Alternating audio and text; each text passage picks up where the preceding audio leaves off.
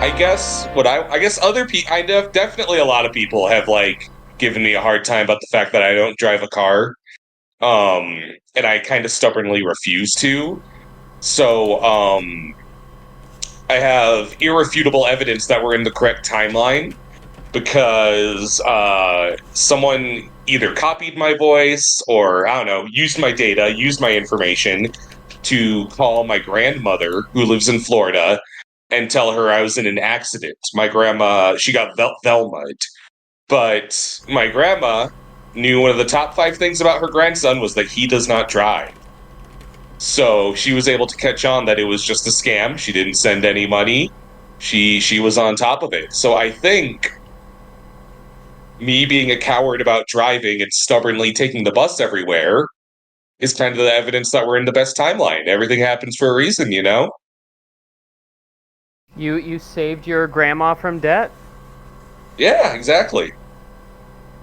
Saved yourself from debt too because you don't have a fucking car you gotta pay for.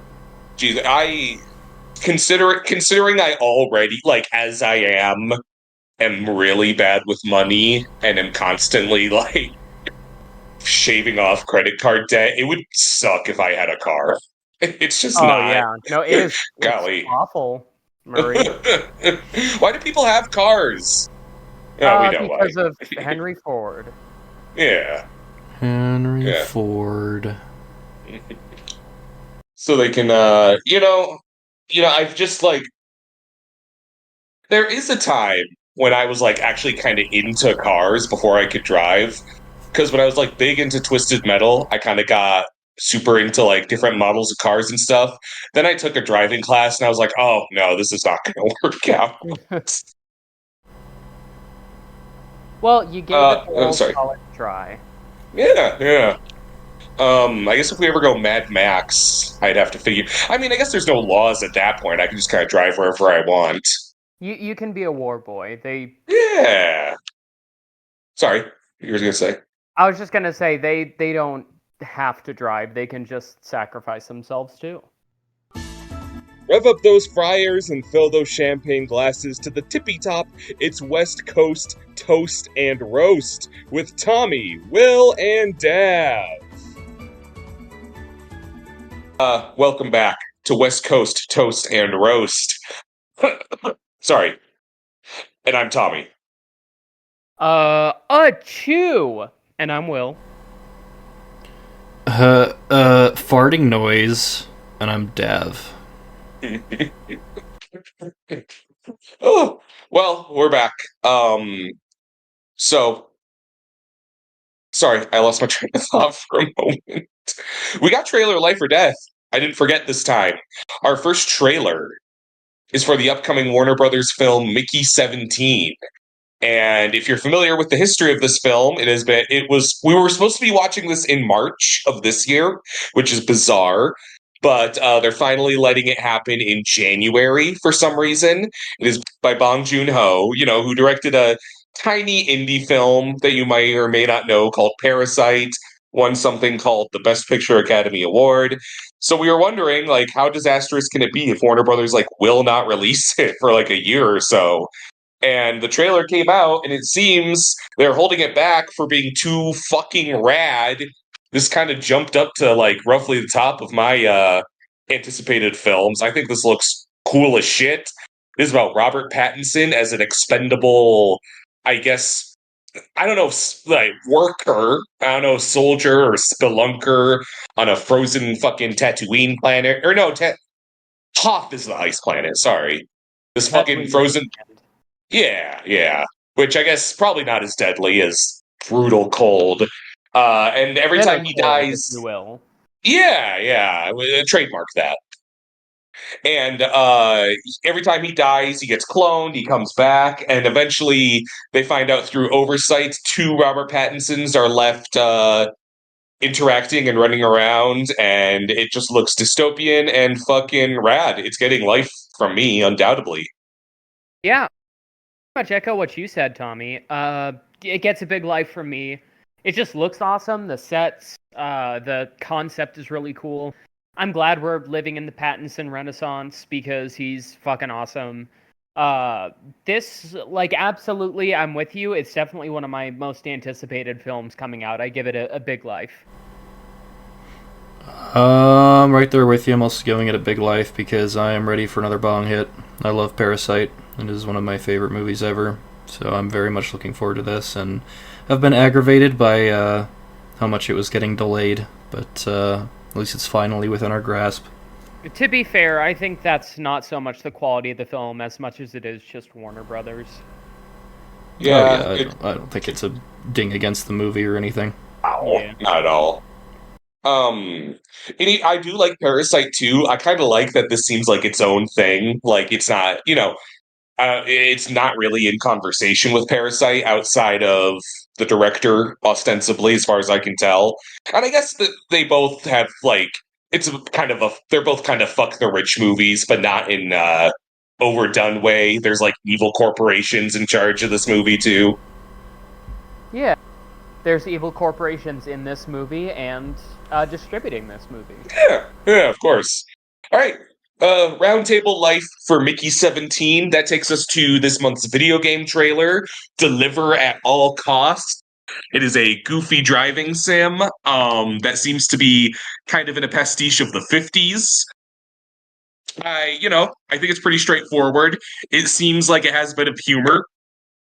I listened to Dan Reichert's podcast where he said that it's always, I think he had to deliver melons that were moldy and painted to look fresh.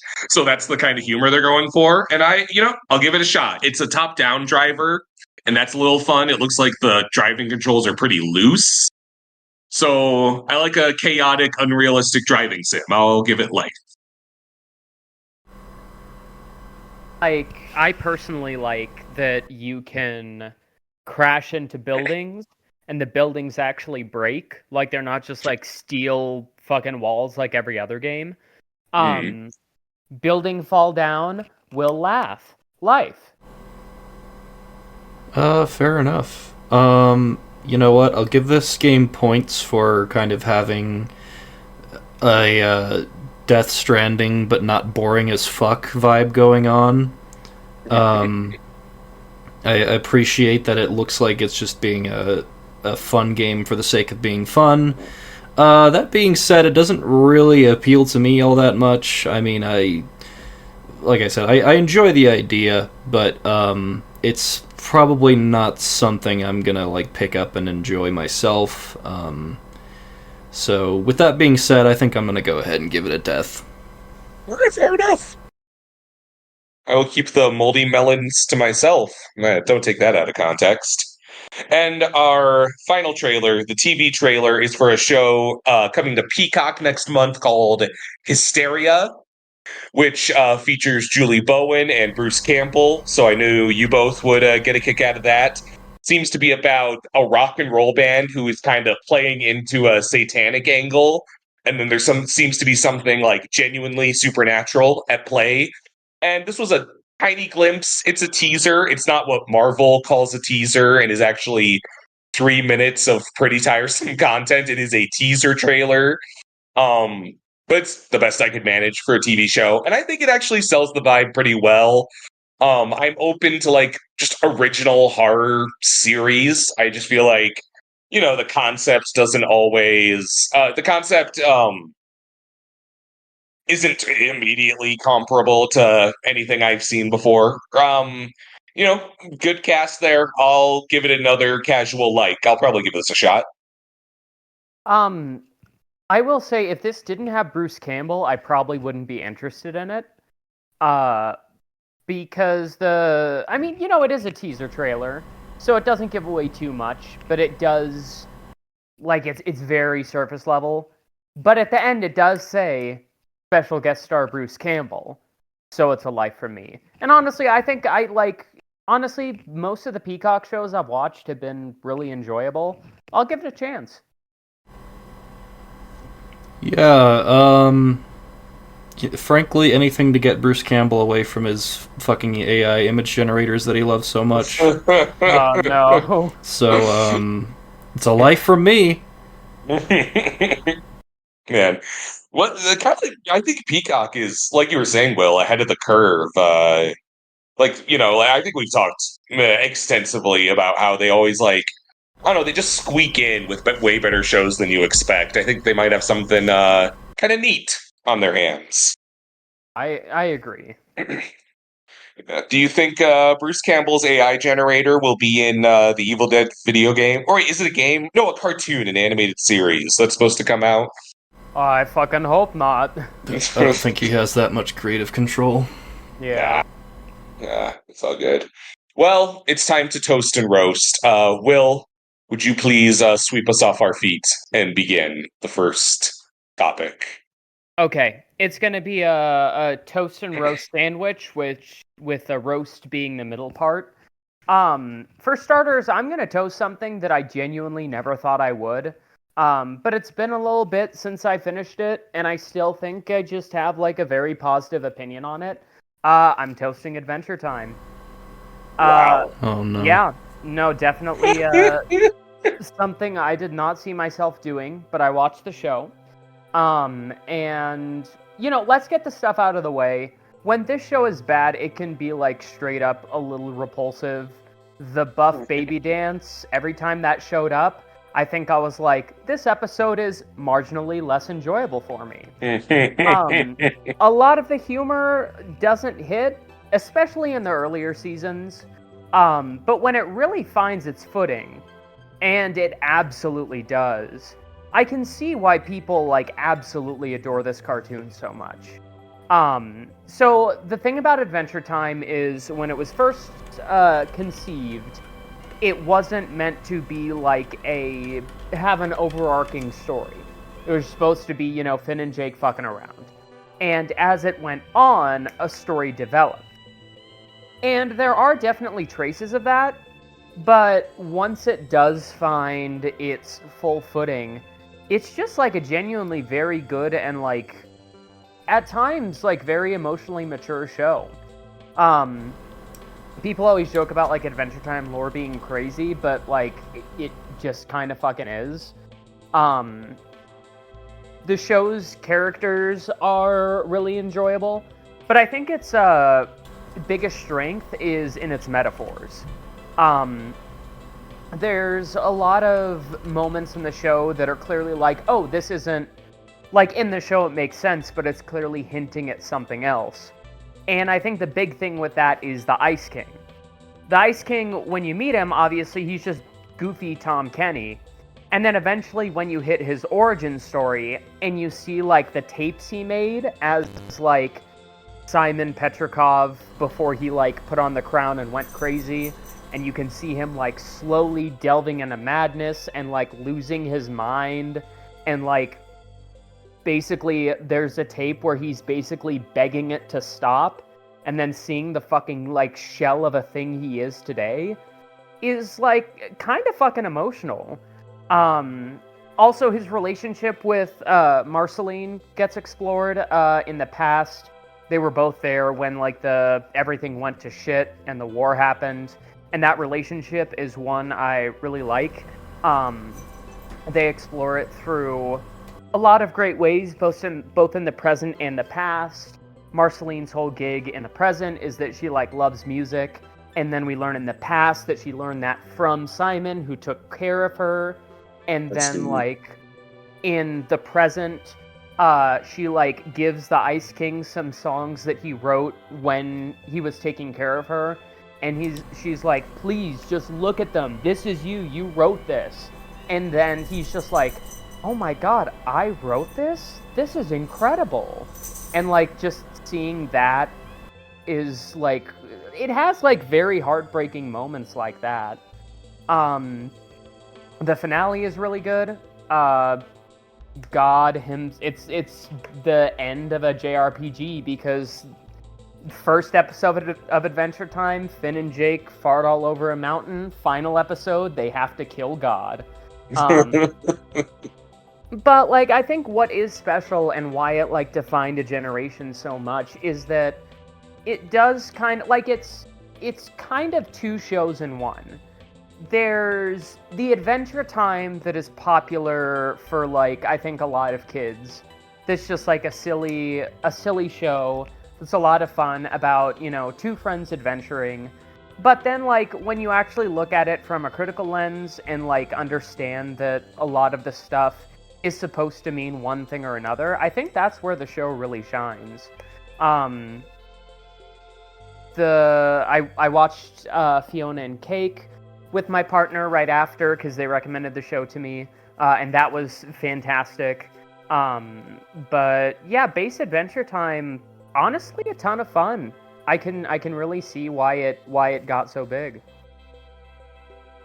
Yeah, you're whistling a different tune from before. I can tell you that. Yeah, well, before I wasn't trans. Yeah, I've caught the odd episode here and there, and it's never really been my thing. Just the humor's a little twee for my taste, but like, there's the odd moment that creeps into my head now and then.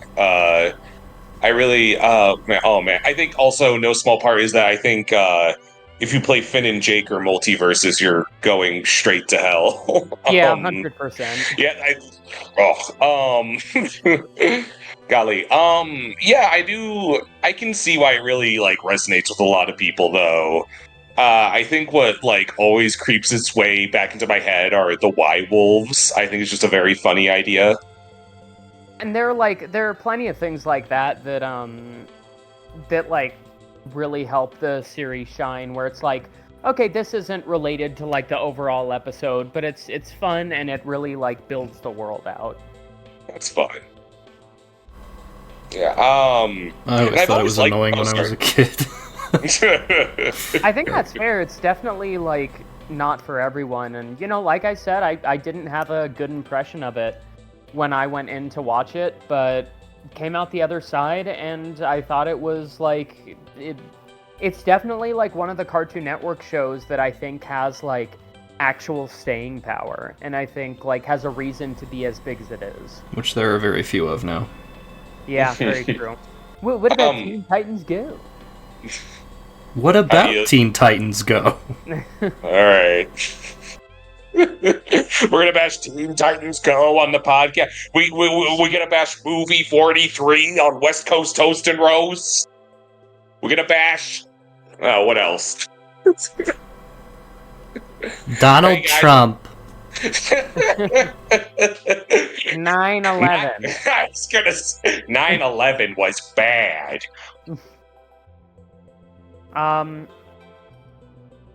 But yeah, I mean, it's a really good show.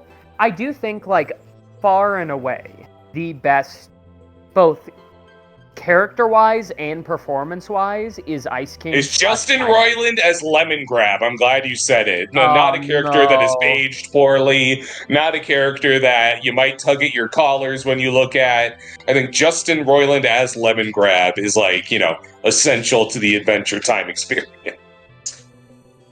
Fuck Lemon Grab. I'm sorry, go on. No, I was just going to say, like, Tom Kenny is, like, fucking incredible. Because he's, like, he's a great comedic actor. He's hilarious as the Ice King. But then when you see him as Simon, he's just, like, so genuine. It's very sweet. But also, like, very fucking depressing knowing, what is going to happen to him. Because every time we see Simon, it is in the past. Well, I'm not prone to exaggeration or hyperbole, but I do think Tom Kenny is the greatest living voice actor. Honestly, I would probably say objectively you're correct. I don't think, like, anyone has the range nor resume as Tom Kenny.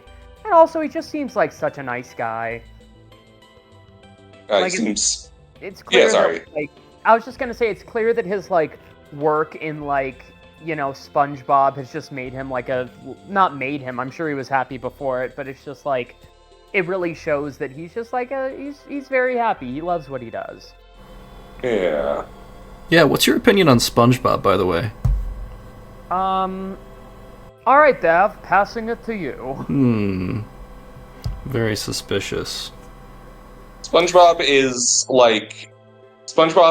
to a certain generation, not far after The Simpsons, as The Simpsons is. And I think if you were born in 97 like me, you have the awkward, like, spectrum brain of both, and you're incapable of a normal conversation. The Sponge Simpsons. Yeah. Oh. Well, I was born in '99, and I just like SpongeBob. I've never seen The Simpsons. Well, it's hard to, like, recommend you, like, watch The Simpsons, because, like, really, I think you've probably seen all that. You've seen, it's full of amazing jokes. I think it's a perfect show for a solid few seasons. And when I say that, it's not to say, like, oh, it gets bad. It's to say, like, you've seen all the classic jokes are the ones that we're obsessed with saying over and over. And you've probably just about got out of it. It's what's there. Right, yeah. Which show are you talking about again? The Simpsons. Oh, really? My mistake. It could have been really either one. Fair. Okay. Well, I guess I'll take it over then. I'm going to start off with a roast, and this is honestly just going to be kind of a light roast, because I did not hate Never Let Go, the latest movie starring Halle Berry, but it had quite a few issues that made it kind of a slog to sit through. So the premise of Never Let Go is that the main character, again played by Halle Berry, is living in this cabin kind of out in the middle of nowhere, in the middle of this like really dense forest, with her 2 sons and their dog. And she is basically convinced that either she's convinced or either it happened, but she's convinced that a supernatural force of some sort called the Evil has basically ended the world. Effectively right around the time that her sons were born, so this is like the only world that they have ever known, is just living in this cabin and not having any sort of outside communication with anything beyond that. And they have to be extremely careful, because if they are caught by any of the people who have been taken over by the Evil, and if they're touched in any way while they're not holding on to a rope that is connected to their house, then they will basically become infected with the Evil themselves, and they will be able to infiltrate the house and kill the rest of its inhabitants. So that's kind of where the title comes from, Never Let Go. They are constantly having to go out and hunt for food, and survive off of basically what little scraps they can get from the forest immediately around them, while constantly tied and holding on to these ropes connected to their house. Their dog does not need to be connected, because apparently the Evil doesn't care about animals. And also, importantly, the mom character is the only one who can actually see the entities who are infected by the Evil. So she kind of has to warn her sons whenever she sees one, and try to keep them in check. So that's kind of the premise. They're living this really miserable, minimal life. They're like eating pieces of wood and frogs, and just completely miserable in this house, and they have to say this prayer all the time so that the house keeps them protected. The idea being that the house is particularly special for doing that. And it was apparently an idea that was passed down from the mom character's own parents, and she had to, at some point, kill both of them because they were both infected with the Evil. So there's kind of this, this idea of, I guess, generational trauma, as you see in pretty much everything nowadays, of passing on the idea of the Evil existing from generation to generation, and kind of how that was tearing the family apart. And it's, most of the movie, it's left very ambiguous as to whether or not the Evil is real, or if they've all just kind of deluded themselves into thinking that it is. So the movie is a lot of it just kind of piecing together how much of it is true and how much of it isn't. So it's kind of, it's an interesting premise, an interesting hook, and I didn't completely hate my time with it. It's just, it feels like, I'm not going to go into spoiler territory because this is a very new movie, But the first 2 acts of this are pretty much entirely dedicated to just setting up that idea and repeatedly drilling it into your mind that they can't let go of the rope. They gotta pray when they're inside the house. They can't let anybody touch them. And it's very repetitive and not paced very well at all. And then beyond that, again, no spoilers, but the ending I felt was very strange and underwhelming. Oh, that's a bummer to hear. That was one of the trailers that I thought did look pretty cool. It was marketed. I mean, I don't think it was marketed super well in terms of like getting eyes on it, but like the trailer I think was interesting. Yeah, I do. Oh, sorry. Go ahead. You go ahead. Sorry, I can wait. I was just going to say I am kind of with you in the fact that like I'm just like I want to take a break from stories about generational trauma because I feel like if you take a lot of movies like that have come out recently and like make a Venn diagram of it, generational trauma as a theme is taking up like quite a bit of that pie. Not to say that it's like not something that can be explored, but it does just kind of seem like a lot of the movies nowadays are like, oh, and it's about generational trauma. I feel like there either needs to be like a way to like present that idea in a new, fresh way, or like maybe like think of another theme. Yeah, pretty much. I was just gonna say, I know you said you didn't want to get into spoilers, but I kind of couldn't help but feel like I knew where the movie would be going by your description, and I kind of don't anticipate a big curveball. Kinda. It's hard to explain it. All right. It does go. It honestly, the last act kind of goes in directions that I wasn't completely expecting, Okay. but not necessarily completely in a good way. It's just it is what it is. Interesting.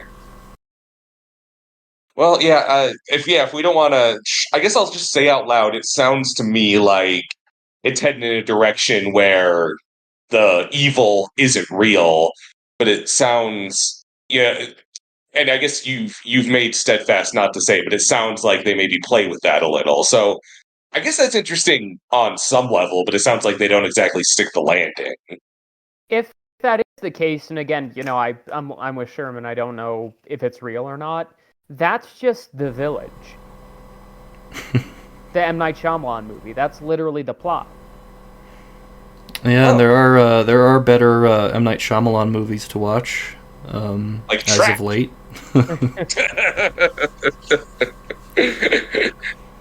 The performances from the child actors in this are not terrible, so that's nice. Halle Berry is Halle Berry, doing her thing, being in mediocre films as usual. Ugh. She's kind of in that like Netflix adjacent farm. Like Cameron Diaz has a Netflix movie next year, and it's like, oh boy. Yeah. Yeah. This movie does not appear to be performing super well. It's fairly low budget, at least relatively speaking, like $20 million. The box office right now is less than $5 million after opening weekend, so I feel like this is going to overall be a bomb. So yeah, if you want to find out if the evil is real or not, go give it a few dollars and help it cross that $20 million budget line. I know this isn't about Trap, but can I make it about Trap for a second? I guess you can do that as you always do. Did y'all hear that the t-shirt vendor from Trap is going to be the new voice of Barney? Oh yeah, I did. Really? yeah, I think it's fucking great. You ever fucking- heard of the dinosaur? That freak going around reading to kids? He's like a CG Barney. He's kind of weird. Oh yeah, that's icky. If we had like some kind of mechanism that counted mentions of Barney on this podcast, I guess it would have just gone up, huh? Yeah, Probably, that's true.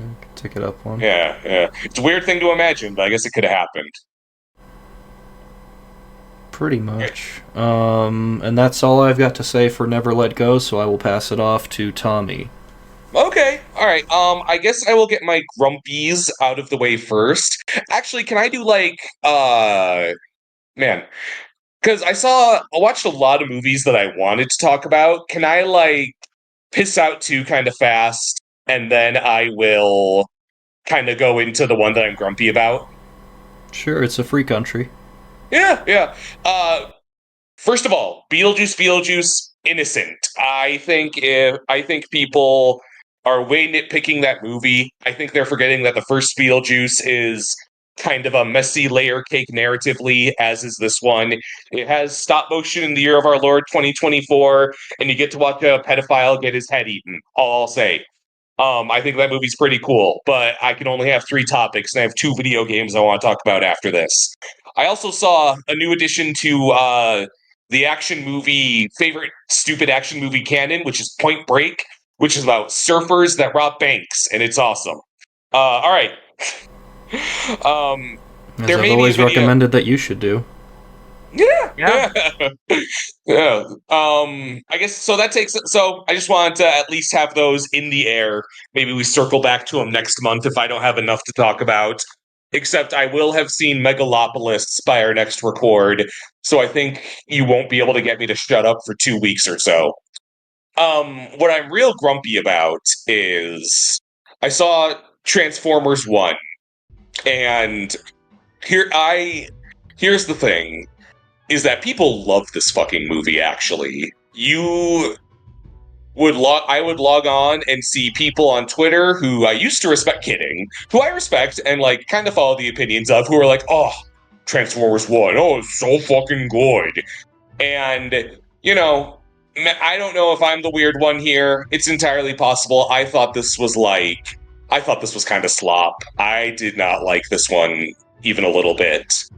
And we've all seen the trailers. We're pretty much aware of it. It is the brothers to enemy story of Optimus Prime and Megatron when they were growing up on Cybertron, and how they kind of grew apart. And I find that, sometimes I'm like, I wonder if I'm just too easy for animation. Because more than either of you, and more than most people, I really like, say, the Super Mario Brothers movie, or the Garfield movie.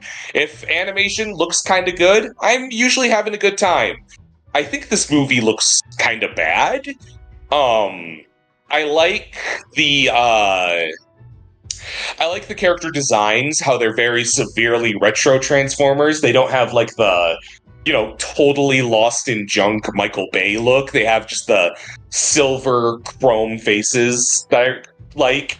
But I just find that, if I were in charge, I would...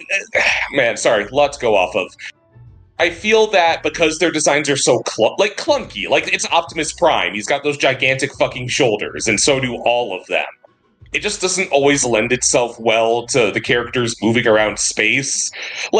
I guess, let me put it this way. It is a consistent fixture multiple times in Cybertron that the robots take a subway. They ride a little train. And just try to imagine for a second a Transformer cramming into a subway. And it's not I'm not saying, they play it for laughs, that they can't fit. They play it straight, but it's just nagging at me the whole time, so we're really doing Optimus Prime taking the train to work? Is this what we're doing here? I respect it. Oh, man. Walkable cities, Megatron. Oh, that's a really bad Optimus. I can't do Optimus. Only Peter Cullen's the only one who can do Optimus, because Chris Hemsworth can't, because he's an otherwise great actor in some great movies, but he's really given half-hearted performance as Optimus. Scarlett Johansson is the token girl, and she is Lola Bunny. She is, I'm the girl who gets things done. Yeah, it kind of sucks. I would say that where this movie gets really good and also falls apart is with Megatron. He is voiced by Brian Tyree Henry. Paperboy. And yeah, Paperboy. And he's terrific, honestly. He just it's an inspired casting choice. He he's basically, when he's buddies with Optimus, he is a bootlicker. He worships all the other robots, the authoritative robots, I guess I should say. He's like, oh, I so look up to Sentinel Prime and Mega, whatever, whoever. And I don't feel like I'm spoiling much, because if you're seeing Transformers 1, you know who Optimus Prime and Megatron are, you know they stop getting along. So I don't feel super compelled to throw up a spoiler shield. But I guess if you're truly, truly, like, not wanting to just, that's your warning. That being said, so what eventually happens is the robot kind of in charge of everyone, Sentinel Prime, basically, in a matter of speaking, gets outed as Robo-Hitler. He's Robo-Hitler. He's awful, he's exploiting everyone for selfish gain, and Megatron is incredibly disillusioned, reasonably so. He basically on the spot declares, I think we should kill Robo-Hitler, which, I'm kind of on his side about that. Yeah. And eventually, if Robo-Hitler was exploiting every aspect of my life, we should kill Robo-Hitler.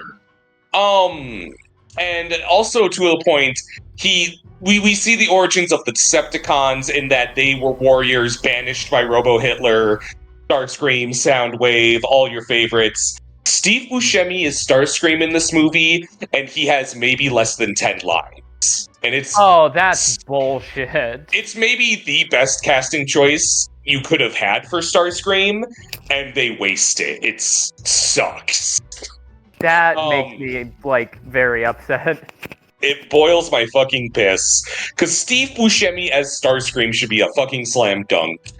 Alright, and you probably see where this is going. They get to a point where they defeat Robo-Hitler, Sentinel Prime, and Optimus Prime plays the fucking card of, the fight's over, let's not kill Robo-Hitler. And I think that, I don't mean to start a whole fucking conversation of the no-kill rule applied to superheroes. I think that you can talk hours and hours about, is Batman right to have a no-kill rule? Are people fucking stupid because they want to look so fucking smart by suggesting he shouldn't have a no-kill rule? But, that's not what I want to do here, as much as just explore how little the nuances of the matter are really actually explored in this film. It takes, Megatron is blatantly talking the whole time, I want to parade Sentinel Prime's corpse for all of Cybertron to see. And only when it's, about to happen is Optimus maybe not such a good idea. And I'm like, Optimus, you're so full of fucking shit. Because, also, maybe if these were, humanoid characters of some kind, sure. What are you gonna do, throw the robot in robot jail? I just have such a hard time removing myself from that layer of context. What the fuck else are they gonna do with Sentinel Prime? And it's not so much that I think Megatron is necessarily right, but I feel the movie does such a good job making him a compelling turn from hero to villain that it makes Optimus Prime look like he does not have a leg to stand on. And I think that especially for kids, media about how you should be nice to your oppressors is and that handles it so simplistically as this movie. I just do not have patience for that shit. It's Ruby and the White Fang. It is people who, you take Magneto. I think, people love to, I'm so smart because I think Magneto is right. But it can be simultaneously true that Magneto is right about mutants, and he has sapped all of the electricity from the Earth in rage, and probably killed countless innocent people. Those can be simultaneous truths. There is nothing causing me to double take or question Megatron killing the worst guy ever. And that is the hill Optimus has to die on. They're in a big fight scene. Okay, you've seen the trailer. Bumblebee goes, knife hands! I have knife hands! After decapitating people. And Optimus Optimus doesn't give a shit. He doesn't care. But killing the worst one is a bridge too far. Oh, I just don't... And, I don't, and like I was saying before, like you two do not like the Mario movie as much as I do. I would say that the sequence of Mario and Donkey Kong doing a 2D level to the arranged music, and it's like really fast and really cool looking. I would watch that over and over in a loop in the same duration as Transformers 1 and be more satisfied. Because this movie, there's a point where Optimus falls into the Energon core of Cybertron or something or other, and the, like, vestiges of past Prime Transformers bless him with the power of the Prime, you know, all of those MacGuffins. And it looks like dog shit. They are filtering, like, flat light effects over his kind of weird toyish body. I like when we are at a point of like Spider-Verse and fucking Puss in Boots: The Last Wish, which is, you know, raising the bar for animation and making people turn their nose up at, oh well, this doesn't do anything interesting. It's another movie that looks the same. I'd say this looks different, but I don't know if it looks good. And I just cannot wrap my head around, like, the dick riding I see for this fucking movie. Like, I think people are, like, it genuinely, I like the Sonic movies. I describe the people, like, fanatically falling head over heels that Sonic is gonna win the box office as, like, you're just relieved this isn't a fucking disaster. And it's like, oh, we have a Transformers movie that isn't dog shit. And you know what? Maybe I'm just out of left field because I think Bumblebee is a fucking masterpiece, and no one else fucking agrees with me. So I don't know. That's my little soapbox for the day. I'm gonna be way more pleasant for the rest of the episode. I think Transformers 1 is doo-doo. Don't let me stop you. If y'all like it, more power to you. But like, so many people are, oh, fire the marketing team for this movie. They misrepresented. It's so much better. I'm like, I got exactly what I thought it would be. It is just it is bog standard. I think people are maybe fooling themselves a little for like whatever scant pieces there are to like about this. I mean, the trailers obviously looked awful. But I did get excited when I heard people are like, oh, this is incredible. But, like, I don't think there's a way you can do that ending the way you told me about it and it, like, come off any way positively. Ugh. Like, especially like all the stories that have been told, it's like, you know, we have stories about, like, oh, don't kill them. But at the same time, like, this is the guy basically responsible for all Megatron's pain and suffering. Millions of others. And like you said, other like the bots get killed by the characters. Like, it would honestly be a service to take this one out, and it's like it seems forced to just be like, at this one Optimus is like, no, we can't do this. And like, I would also say that it's not a wrong writing decision to have the narrative side with Optimus and say he's somehow right. But it really rustles my jimmies that it seems to have no stock in the notion that he is wrong. Not a single character actually brings up, you know, they don't actually converse about it. They just kind of feel the way they do. And then Optimus wins because he is right. Yeah, that's lame. So fuck that. Not to get into, like, conspiracy theory territory or anything, but I will say that it has been kind of a trend, and I don't think it's super recent or anything, but this idea of art that presents basically killing off nameless grunts as okay, but killing off the leader, the person in power, is where you draw the line. It's been relatively common, and I think that, you know, producers, people with a lot of money and therefore power, have a lot of personal stock in funding projects like that and making sure that that message is instilled in the American mind, because it benefits them very, very well to have this basically generation of people trained not to point the gun at the people in power, but instead to point it at the people serving them. Right. No, I think you're exact. Remember when Spider-Man, who, like, if you ask me the top 3 things about Spider-Man was doesn't kill and one of his only lines in Avengers Endgame is instant kill mode, and he kills like 10 people. It's okay, Tommy. They're just aliens. Yeah, exactly. God. And They're like, not from here. they're What do from you care? And I would say to that, I think you're exactly right. And I think also, like, there's the fact that I like Batman's no kill rule, not because I think he's right, but because it speaks to his fears as a character. It tells us about him and the slippery slope he's aware of. And he's All usually I know- consistent about it. Yeah, and he's Yeah. consistent about it. Whereas Optimus Prime, I'm like, I don't. What does this tell us about you besides that you think killing is wrong? Like, unless it's Bumblebee who's being fucking hilarious about it. And yeah, okay, well, that's about all there is there. Go ahead, Will. It's your turn. I'm gonna cool off for a sec, 'cause my next two are pretty loving toast. Good.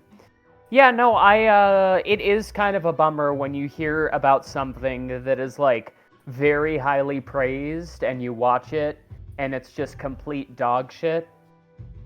Anyways, I've been watching Hunter x Hunter. Here's the thing. I know this is, like, the hottest of hot topic issues, or, like, thing. I almost want to say, I'm sorry. Go ahead. I almost want to say up front, it's impossible to have an unannoying Hunter x Hunter opinion, I feel like. Yeah, but I'm gonna try and, like, make mine as cohesive as possible. Sure, by all means. Hunter x Hunter is considered one of the greatest anime of all time and is also one of the highest rated shows on basically every show tracking thing from IMDb to serialized. I watched it and I didn't enjoy myself one bit. I thought, well, first of all, I was like, I'm only gonna watch the first arc. I did. I thought it was bad, and then I was like, okay, there has to be something else. Watch 2 more arcs. They were equally bad. Will, that is exactly what I fucking went through. Except I don't think I was like, I thought it was bad. I think I was more like, speaking to my earlier diagnosis, I was like Homer when the pig is flying. It's just a little aimless. It's still good. You know? Like, Yeah. Here's the thing about Hunter x Hunter. I know a lot of people, like, you know, will like sing its praises and talk about, like, the character development and theme.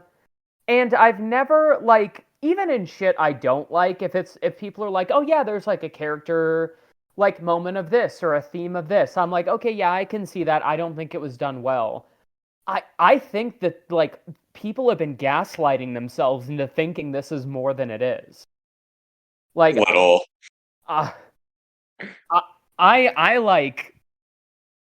could not believe, like, when I watched the first arc and it was like, congratulations, you're hunters, and I'm like, what? So here, let me go kind of down the list. Number 1, I don't think the character designs are very good. Especially, like you want a couple, but I'm sorry.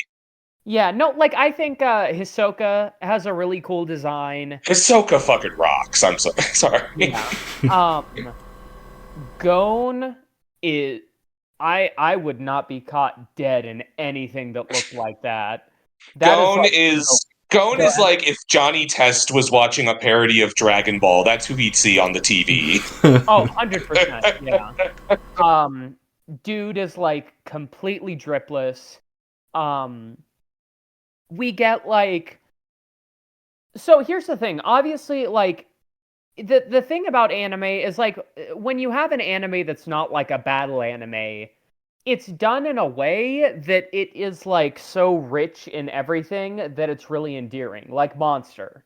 Monster is just, like, straightforward story, no, like, big anime battles, but it's, like, built in a way that's, like, that's really well done, so it's not like, oh, when is, you know, Johann Liebert gonna pull out the Key Blast? Hunter x Hunter presents itself like it's gonna be a battle anime, and then no one fights. And Uh-huh. it's fucking, like, infuriating. Because we have so many of these moments. Like, after the first time, it's like, oh, that's interesting. But then by the fifth time, you see people gear up to fight, and it's like, they're not gonna fight. And lo and behold, they fucking don't. And I think it's like York New City. Did you watch that far? I can't even remember. I've like Have they dealt with the Phantom Troop? no, Okay. they're like still in the fucking tower. Oh, okay. I guess I would just say there's a team of villains they deal with, and you get a couple good fights out of it, I would say. Then the Gon and Killua get kidnapped at a certain point, and they knock out their captor in one punch, and the arc is over not long after that. And I still think about the blue balls I had when I thought there would be an actual fight. And I would like log on and say, so why do people like this show? And they're like, well, it's subversive. And I'm like, shut the fuck up. God, imagine if there was an entire anime that rhymed with like Schmolbeater that just ended like that. And it's just sorry, Will, you go ahead.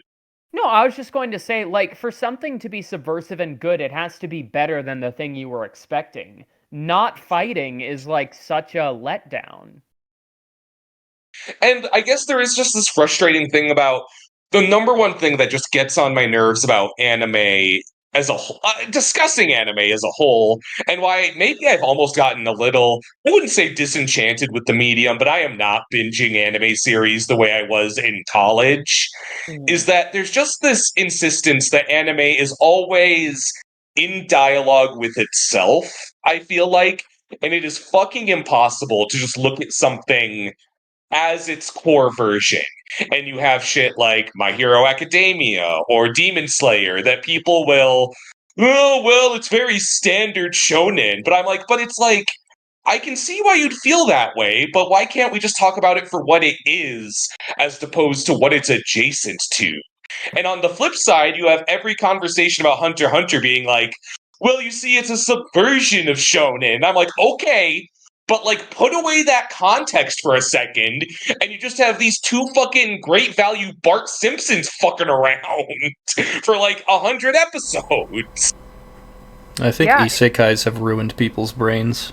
Oh, don't get me started. They're just iterative, like, little changes of whatever inspired it before, and it's just this constant chain of nothing changing at all.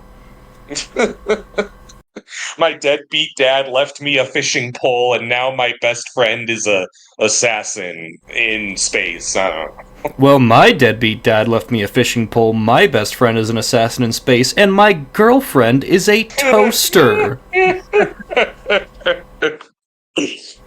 So I think I kind of warned you. I was like, listen, look, if you heard the way I've discussed Hunter x Hunter in like years past, it sounds like I have PTSD because I stuck it out for is it 140 episodes? It's like 160. Because listen, I put a lot of stock into my tastemakers. I'm a podcast guy. Super Eye Patch Wolf is like my number one guy. He inspires me to make shit. And I was like, watching the next arc and going, I gotta see what he sees in this. I make it to the end and I'm like, and I'm always like, I could quit, but what if it's just like what if I'm the meme of the guy walking away from the diamond mine, you know? What if it's just around the corner? And I made it to the end and I was like, that it just I wouldn't say it wasn't worth it. If you made me name 10 things I like about Hunter x Hunter, I could do it. There's things I do like about that show, but I think it is such a fucking mess. I think Togashi's health really, I don't mean to, I guess this is a shitty thing to exploit, but I just feel like knowing the way Togashi's health challenges as a mangaka and as a person have impacted his work, it kind of shows on the walls with the pacing of it. I just like, I don't know, it's just like, kind of like, just not good. Like, this is the first anime I've watched in, like, quite a bit. Again, because I wanted to see what the deal was. But it's just, like, not, like, so boring.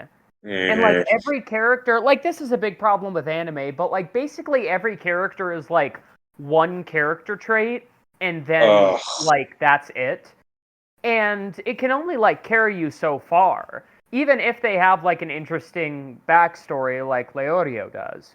But, like, looking back, people are like, it's subversive. It keeps doing the same shit over and over again. They always set up a fight. They don't fight. Gon and Killua meet someone and they're like, this technique, it takes years to master, and they learn it in a day. That happens twice in the first 3 arcs. And I want to point out that we're also watching Dragon Ball. You asked me to show you Dragon Ball, and it's been, it's been a highlight of my weeks. But that's true for Goku as well. But kind of the point, they don't make any secret that Goku is a martial arts, savant. That's no small part of his character. Whereas they constantly go through hoops to show Gon is kind of an impulsive dumbass. So I almost feel like they want to have their cake and eat it too in that regard. So is he good at this or not? Yeah, it's frustrating. And also the fact that, like, when people do fight, they always, like, get knocked out in one hit. And then it's like, I know some people are like, no, it's interesting to see, like, the character's other strengths. Awesome. Such a good idea. How about we see their strength? It's not interesting to be like, oh, how is Leorio gonna win rock, paper, scissors when we haven't even figured out how he fucking fights? Will, there's a fighting game coming out about it, which honestly strikes me as a demented fucking concept. That of all the shonen anime you could make a fighting game about, it's the one that feels like I wouldn't say it has the least fighting, but it has, like, the weirdest relationship with fighting, is how I would describe it. It's almost like, it feels like it's a shame to be, like, a battle anime. Yeah. But, I mean, hey, maybe we can get a Death Note, the fighting game, after this. And Light just, like, smacks you across the face with the book, writes your name down, and it's over. You're joking, but the One Punch Man game kind of follows that formula, I feel like. I did hear about, like, what they do with Saitama, which is really funny, to be fair. Kinda, yeah. Yeah, but Hunter x Hunter is not good, and yeah, I'm just still kind of struggling to see what people see in it. But if do either of you have any more comments, or should I, like, pass it to Jav? I'm ready to move on. I'm good on that. Alright, Jav. I'm gonna toast a video game I recently finished called Balatro, or Balatro, or something along those lines. I think you know what I'm talking about. Yeah. It is a poker roguelike that kind of exploded in popularity recently. And I think the main reason that something like this blew up the same way something like, Vampire Survivors did, aside from just generally being a very good game, is that it very much triggers the I love gambling part of your brain without you actually gambling away all of your money. Let's go gambling. And so it's, there are a lot of deck building roguelikes out there, far, far more than there need to be quite frank. But this one stands out in kind of just how straightforward, it sort of appears like you're at this poker table, and you're given a set of cards. I think it's like 9 or 10 of them. And you basically, from this set, have to make valid poker hands. So you could play something like a full house if you pull out a single pair and a 3 that match up and play those, or you could do a 2 pair with just pull out 4 cards from your set that you have. And so you're given kind of a chip threshold to clear. So it starts off pretty low and kind of escalates through each round. There are 3 rounds per ante, and there are 8 antes in a single run. So you're playing a total of 24 rounds, each escalating.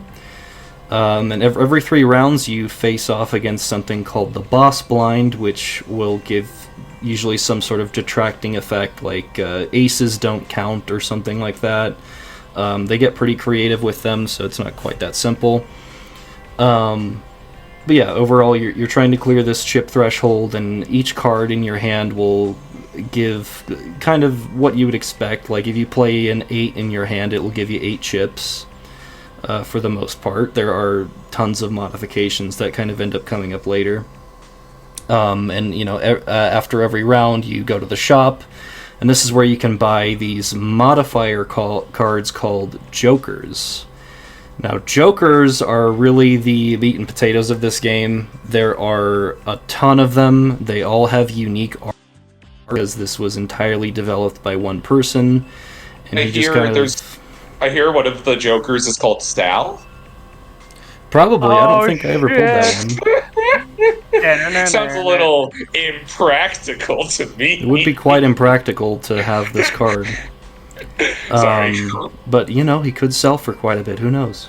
Yeah. But yeah, they give you kind of these random bonuses, and they're kind of best used with specific strategies or kind of put together. So they can get pretty particular. There's things like... every time you discard a jack, it adds 0.5 times to the multiplier. So if you play like 4 9s, ordinarily that would be like 36, but your multiplier has gone up because of this joker, so now it's going to give you more points than that. And you can hold a certain number of jokers and a certain number of what are called planet cards. When you use those, they level up certain hands to increase the number of chips that they give you by default. So you can level up your 2 pair to give you more points and more multipliers whenever you use that, if you really want to focus on like using a certain hand to rack up the points. And so there is this kind of addictive feedback loop that you get, which is pretty typical in roguelikes, where you're focusing on a particular strategy. Sometimes it doesn't play out very well for you, and other times it plays out absurdly well.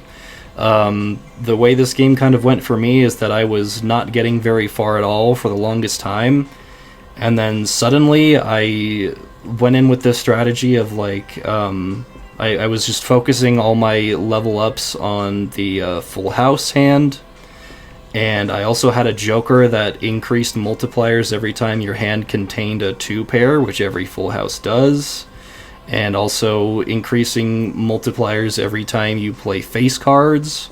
So I was playing these full house hands with face cards in them, and I was just steamrolling through the game and just getting insane amounts of points, and that's really where I think the game grabs a lot of people, is when you just get this really great locked-in strategy, and you're just building up tons and tons and tons of points and just steamrolling through shit. It is really a great feeling, and it's kind of interesting because unlike most roguelikes, there is not a lot... Well, I guess unlike most roguelites, technically, if you really want to get into the definition of it, there isn't a ton that like carries over between runs. For the most part, a lot of your progression is going to be contained within the run itself, and you're kind of starting from 0.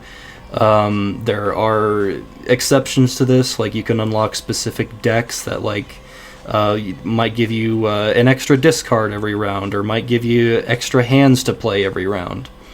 But yeah, for the most part, it's pretty self-contained, and you're kind of really left up to chance and luck with every run.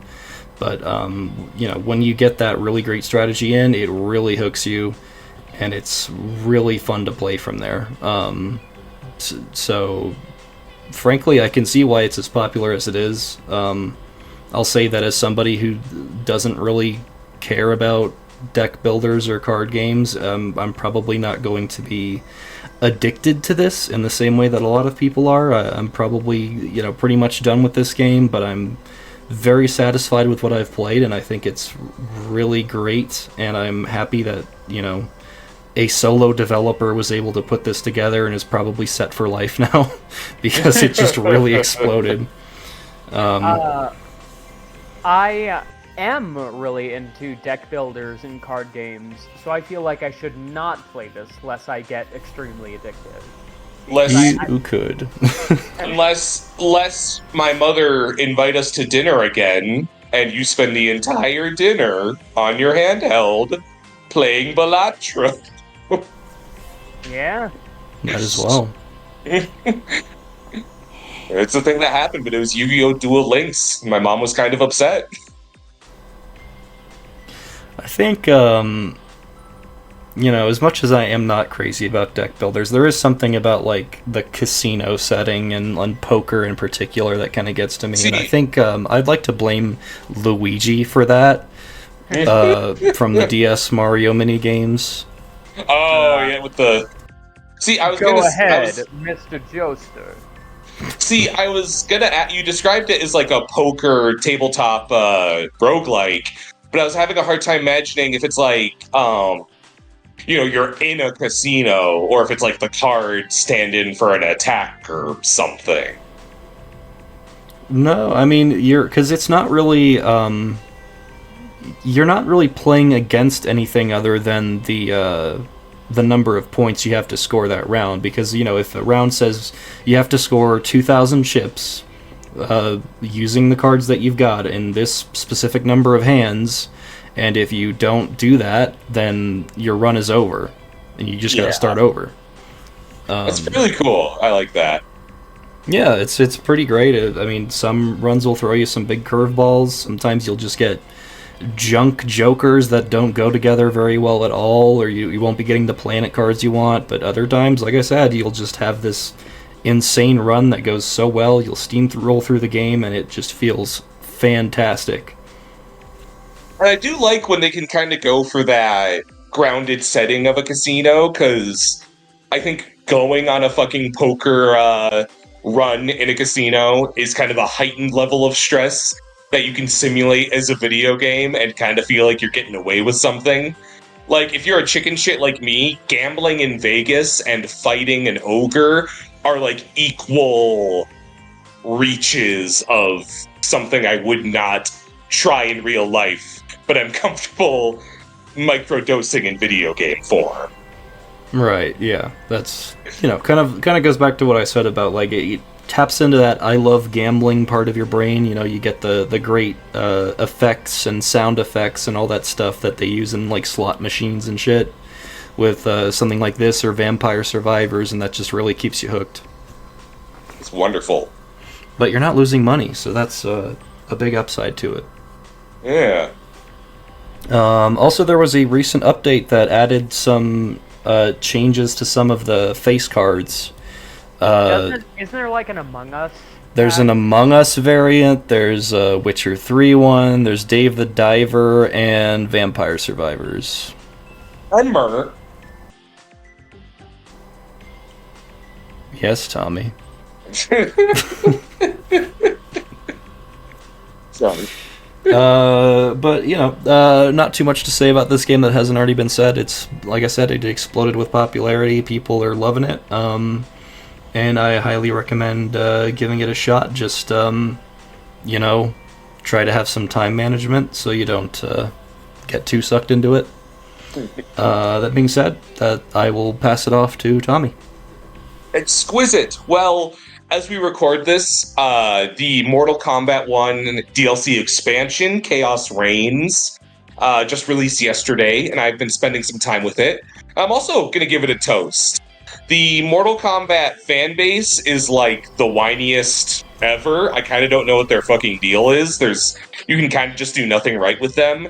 And we're also, Mortal Kombat fans are kind of seen as like peons among fighting games. I think because just the mechanics are a little less sophisticated, and the practices are a little more corporate that surround Mortal Kombat. Arguably, kinda, sorta. So I'm not gonna fucking preface. It's obviously flawed. I think the story writing has great moments, but they've also maybe lost their way a little. But I had a lot of fun with this expansion. Story aside, the big, like, gravy, like, the thing where it's like, here's just a little treat for you, that I'm so happy they did.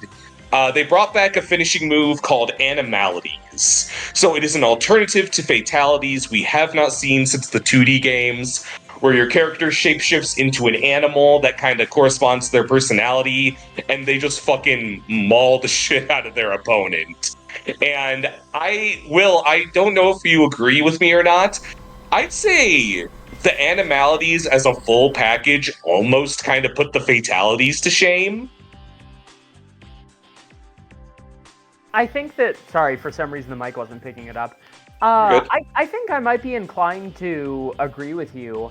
I do still think, like, the best Fatalities in Mortal Kombat 1 are better than the best Animalities, but I don't think that there's a single Animality where I'm like, oh, that's just awful, in the same way Yeah. as Fatalities. My biggest complaint with them is, like, oftentimes the Animalities involve the opponent getting ripped in half at the waist, and it does seem like over half of them do that. But, like, they do it in, like, a way that is more about, like, the animal almost than the gore, which I like. Yeah. And, like, it's been kind of pointed out that Animalities help Fatalities feel silly again, whereas it was just, Fatalities at a certain point, there's still funny ones somewhere in there, but it kind of approaches snuff film with the super advanced graphics and stuff, and it's like, oh, ooh, that's gruesome. Whereas Animalities kind of take you back to, like, some of the funnier, like, one of my favorites is Lee May. She's maybe one of my favorite characters in this game. She's maybe my main. She turns into a panda, and she just takes your arm off and goes to town like it's a bamboo shoot, and then sits back down onto your head. It's so fucking good, and it's like here's the thing, though. The animals look fucking great. And like, the panda is so fucking cute. I want to hug Lee May Panda so bad.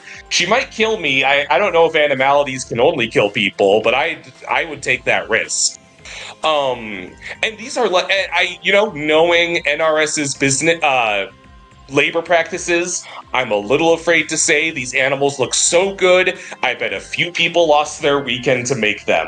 But I'm not certain, so I'm saying without guilt that they look fucking amazing. There's Kung Lao turns into a tiger, and it's just like this, as Uncle Grandpa would say, photorealistic tiger, and he goes all in on the character's face, and you just see their, like, big ol' eyes flicking back and forth after their face is peeled off. It's like, I feel like animals in video games can look really strange. These are some good-looking fucking animals. Yeah, well, I think, like, another thing is too, and I don't know if you'll agree with this, Animalities in, what did they show up in? Trilogy? 3? MK3. Yeah. Far and away, like, the worst form to finish someone. They would just, like, pull clip art out of Nat Geo and apply that to a character, yeah. Yeah, no, I thought, like, when there was a rumor that they were bringing back Animalities, I was like, this sucks, because Animalities had always sucked up until then. But now that they're, like, actually, it feels like they're finally able to realize them. They are a lot of fun to watch. Shao Kahn becomes a grizzly bear, and they animated the steam that a bear's nose gives off, and, like, a waterfall of fucking slobber that you see on a bear. They spared no expense. I think they're all fucking stunning. And then the story stuff is fine too. Moving on. No, okay. So, Will, I don't remember if we discussed this. When Mortal Kombat 1 first came out a year ago, we were both pretty disappointed with this game's version of the character Havoc. He was a character from Deception, an old school game. We were excited when they announced he was back, but it wasn't Havoc. He wasn't giving the cleric of chaos that we knew. He was giving more disgruntled union president. And so the Chaos Reigns expansion is all about reintroducing the Timeline Havoc, who is like the fucking head honcho of chaos. And this is precisely what I wanted. The voice actor is like having a lot of fun. You see Chaos Realm and it's like well built. Fucking, he has a coliseum where he finds all the variants of different characters he can and pits them against each other, and the crowd is full of other Havocs just rioting and cheering, and he's got like a fucking intercom, and it just plays with stuff you don't always see in Mortal Kombat. Like, there's always a coliseum, but Havoc is also kind of like Jigsaw. He puts you through traps and mazes. He's fucking rad. This is the Havoc we wanted all along. That has me really excited because, I agree that, base game Havoc sucks. And plus, you can't have a character like that and make him serious. Like, it just doesn't work. Yeah. But, like, the fact that this version of Havoc is, like, the Havoc, and he's being crazy, and he's doing things that, like, don't fully make sense, and, like, just to fuck with people, like, that's what we've wanted all along. There's an amazing point where he's like mad at the heroes and he's like, "You've thrown my plans into disarray." And Bihan is like, "What, you only appreciate disarray when it's yours?" And he's kind of just choked at that point. It's really good. It's like, Deception Havoc, his harakiri was ripping off his own head and showing it to the camera. And I could never see MK1 Havoc doing that in a million fucking years. This Chaos Reigns Havoc totally would. He is the fucking show stealer. I liked him a lot. Yeah, that's great news. It's awesome. And then the DLC pack comes with that. We get the first 3 fighters right off the bat, which are kind of 3 fan favorites, albeit reimagined. Cyrax, Sector, and Noob. I remember we talked about this. You were pretty disappointed. They aren't full robots. And I wouldn't call these my favorite versions of the characters. They're from that familiar faction of the Cyber Ninjas, but they're more like Iron Man now. And just like, not saying, oh, this is the excuse, but like speaking from the point of view of the developers, every character does need to have a fully emoting face, because there's always going to be certain fatalities where it's like weird mouth stuff or weird eye stuff.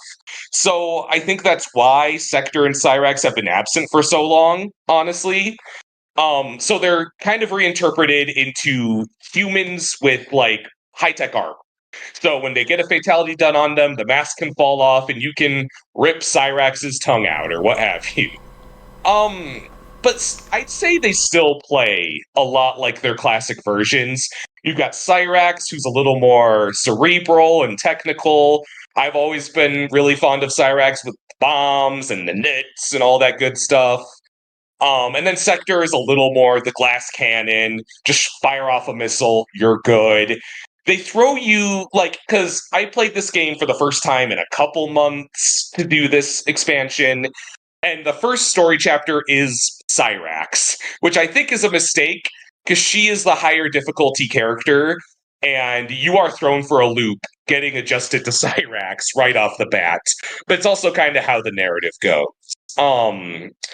They really, really lean into the Iron Man stuff with Sector in particular. She does the clearly you don't own an air fryer POV a lot.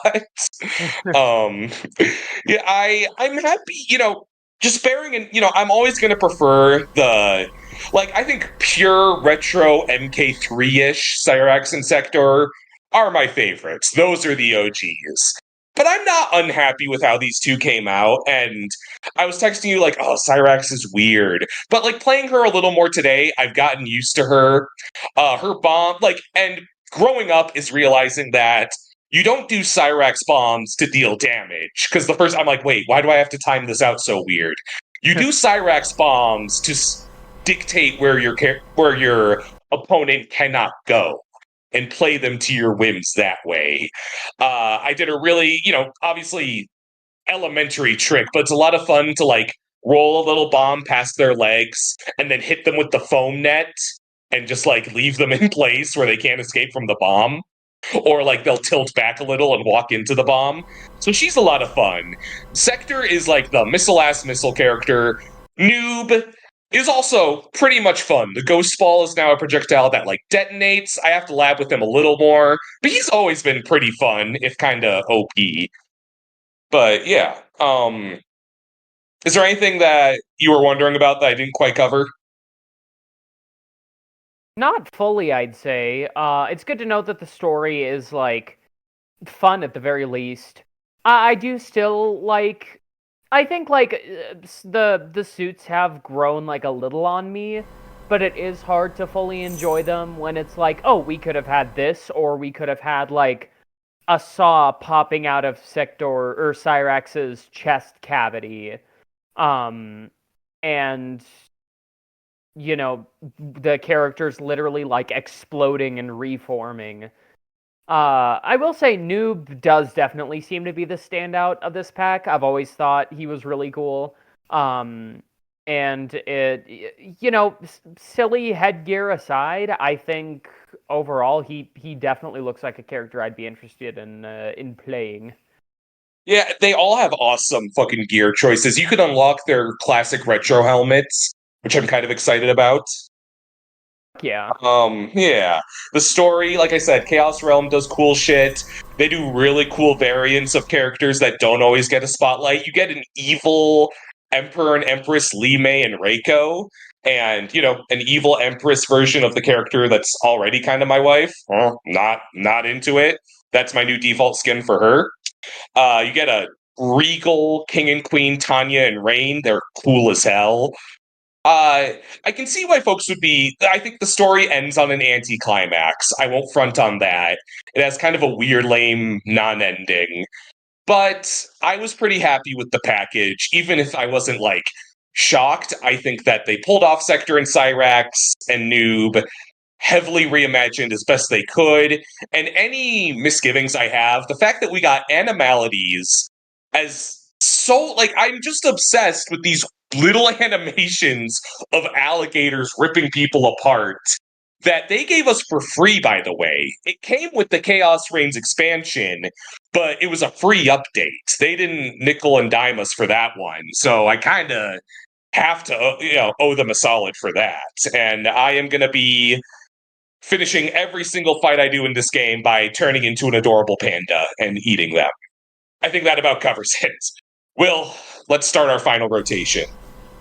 I think it's time for me to take control of the turn order. And speaking of which, I finished up the game Control the other day. I know Dav toasted like the kind of entire Alan Wake universe recently. I've been getting into it too, which honestly I can't believe it's taken me this long because these games feel like honestly made for me. And Alan Wake 1, I think, story-wise, is my favorite of the two I've played. But I do want to shout out Control, because it's a really cool and honestly really unique game. Basically, you play as this lady named Jessie, who, through a series of events becomes the director of an SCP-like organization, and you have to take out something called the Hiss, which is like a frequency from a different dimension. Also, Jessie has psychic powers. So as opposed to a lot of games like this, of course you have a gun. The gun is called the service weapon, which I think is a really cool name. It's a shape-shifting gun that auto-refills. But where the gameplay really shines is in Jessie's psychic abilities.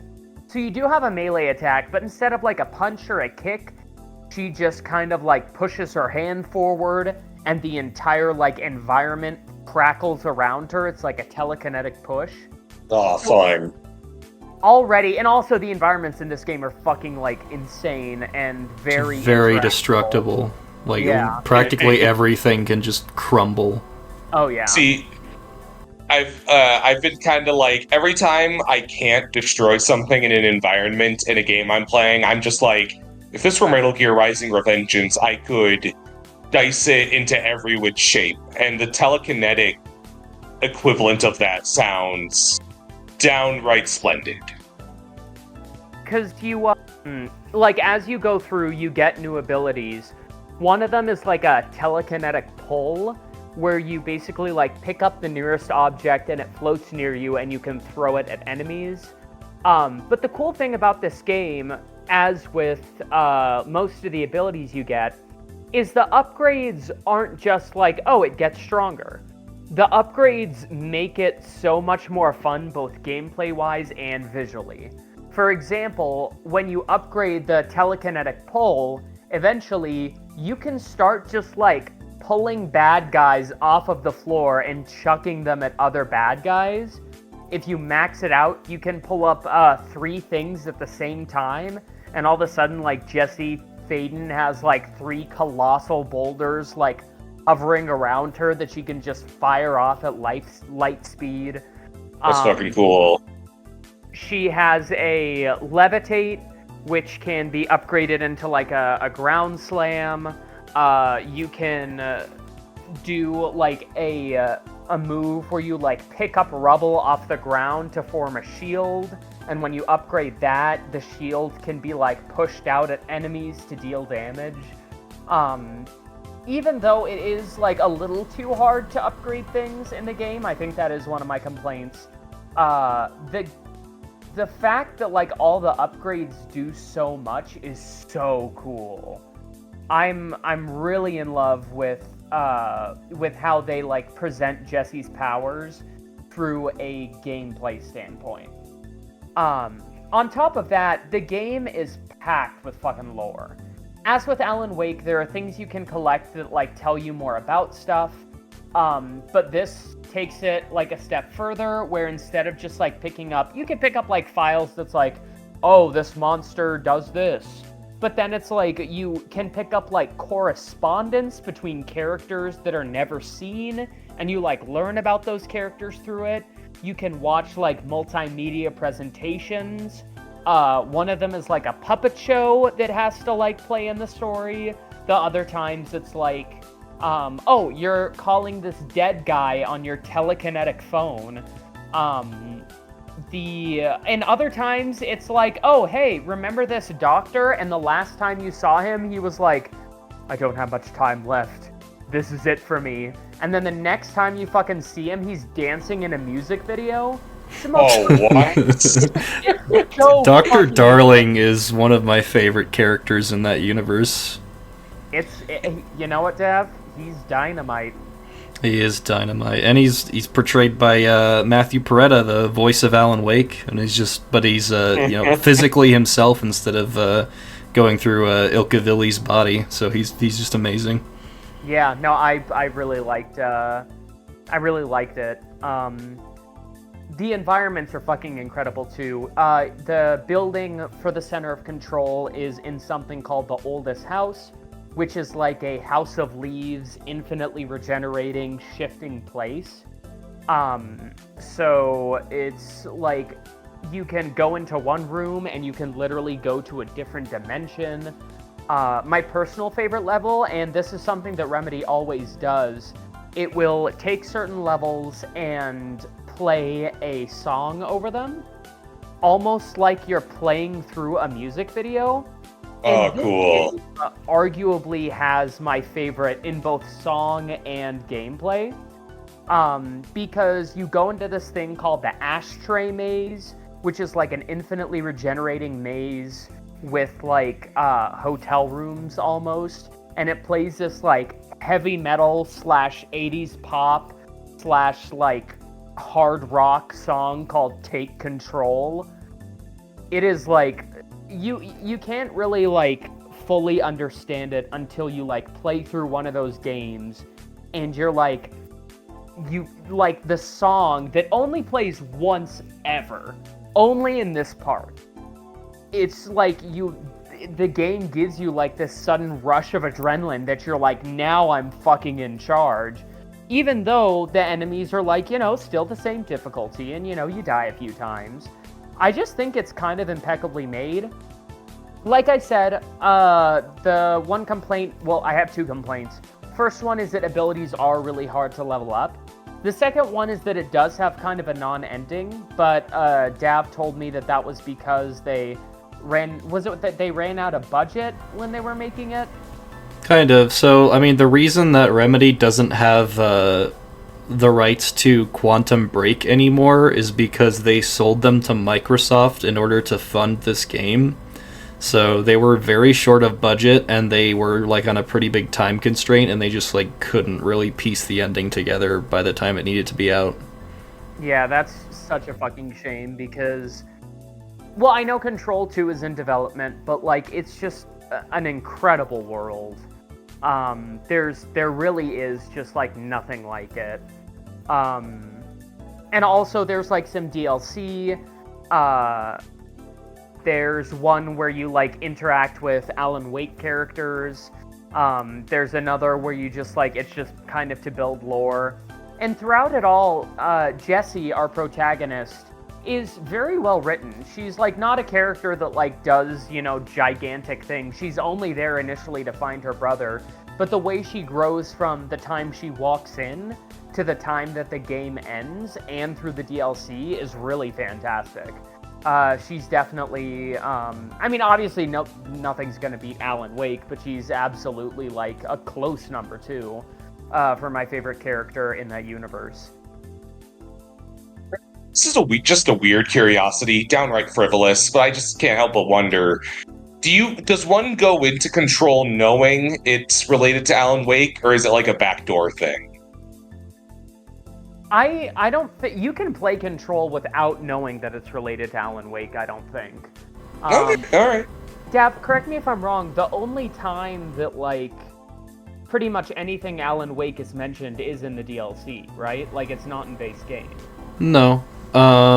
Some of those, like, documents that you mentioned that you pick up, kind of towards the end of the game start to directly reference the events of Alan Wake 1, and that's without the DLC, but you don't need to have played Alan Wake 1 to understand it. It's just like if you've played it, then you're kind of like, oh yeah, that's there's a connection here that's being drawn.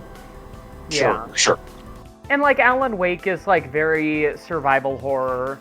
So like if you're in the mood for a game that's more like, to use this phrase again, completely in control.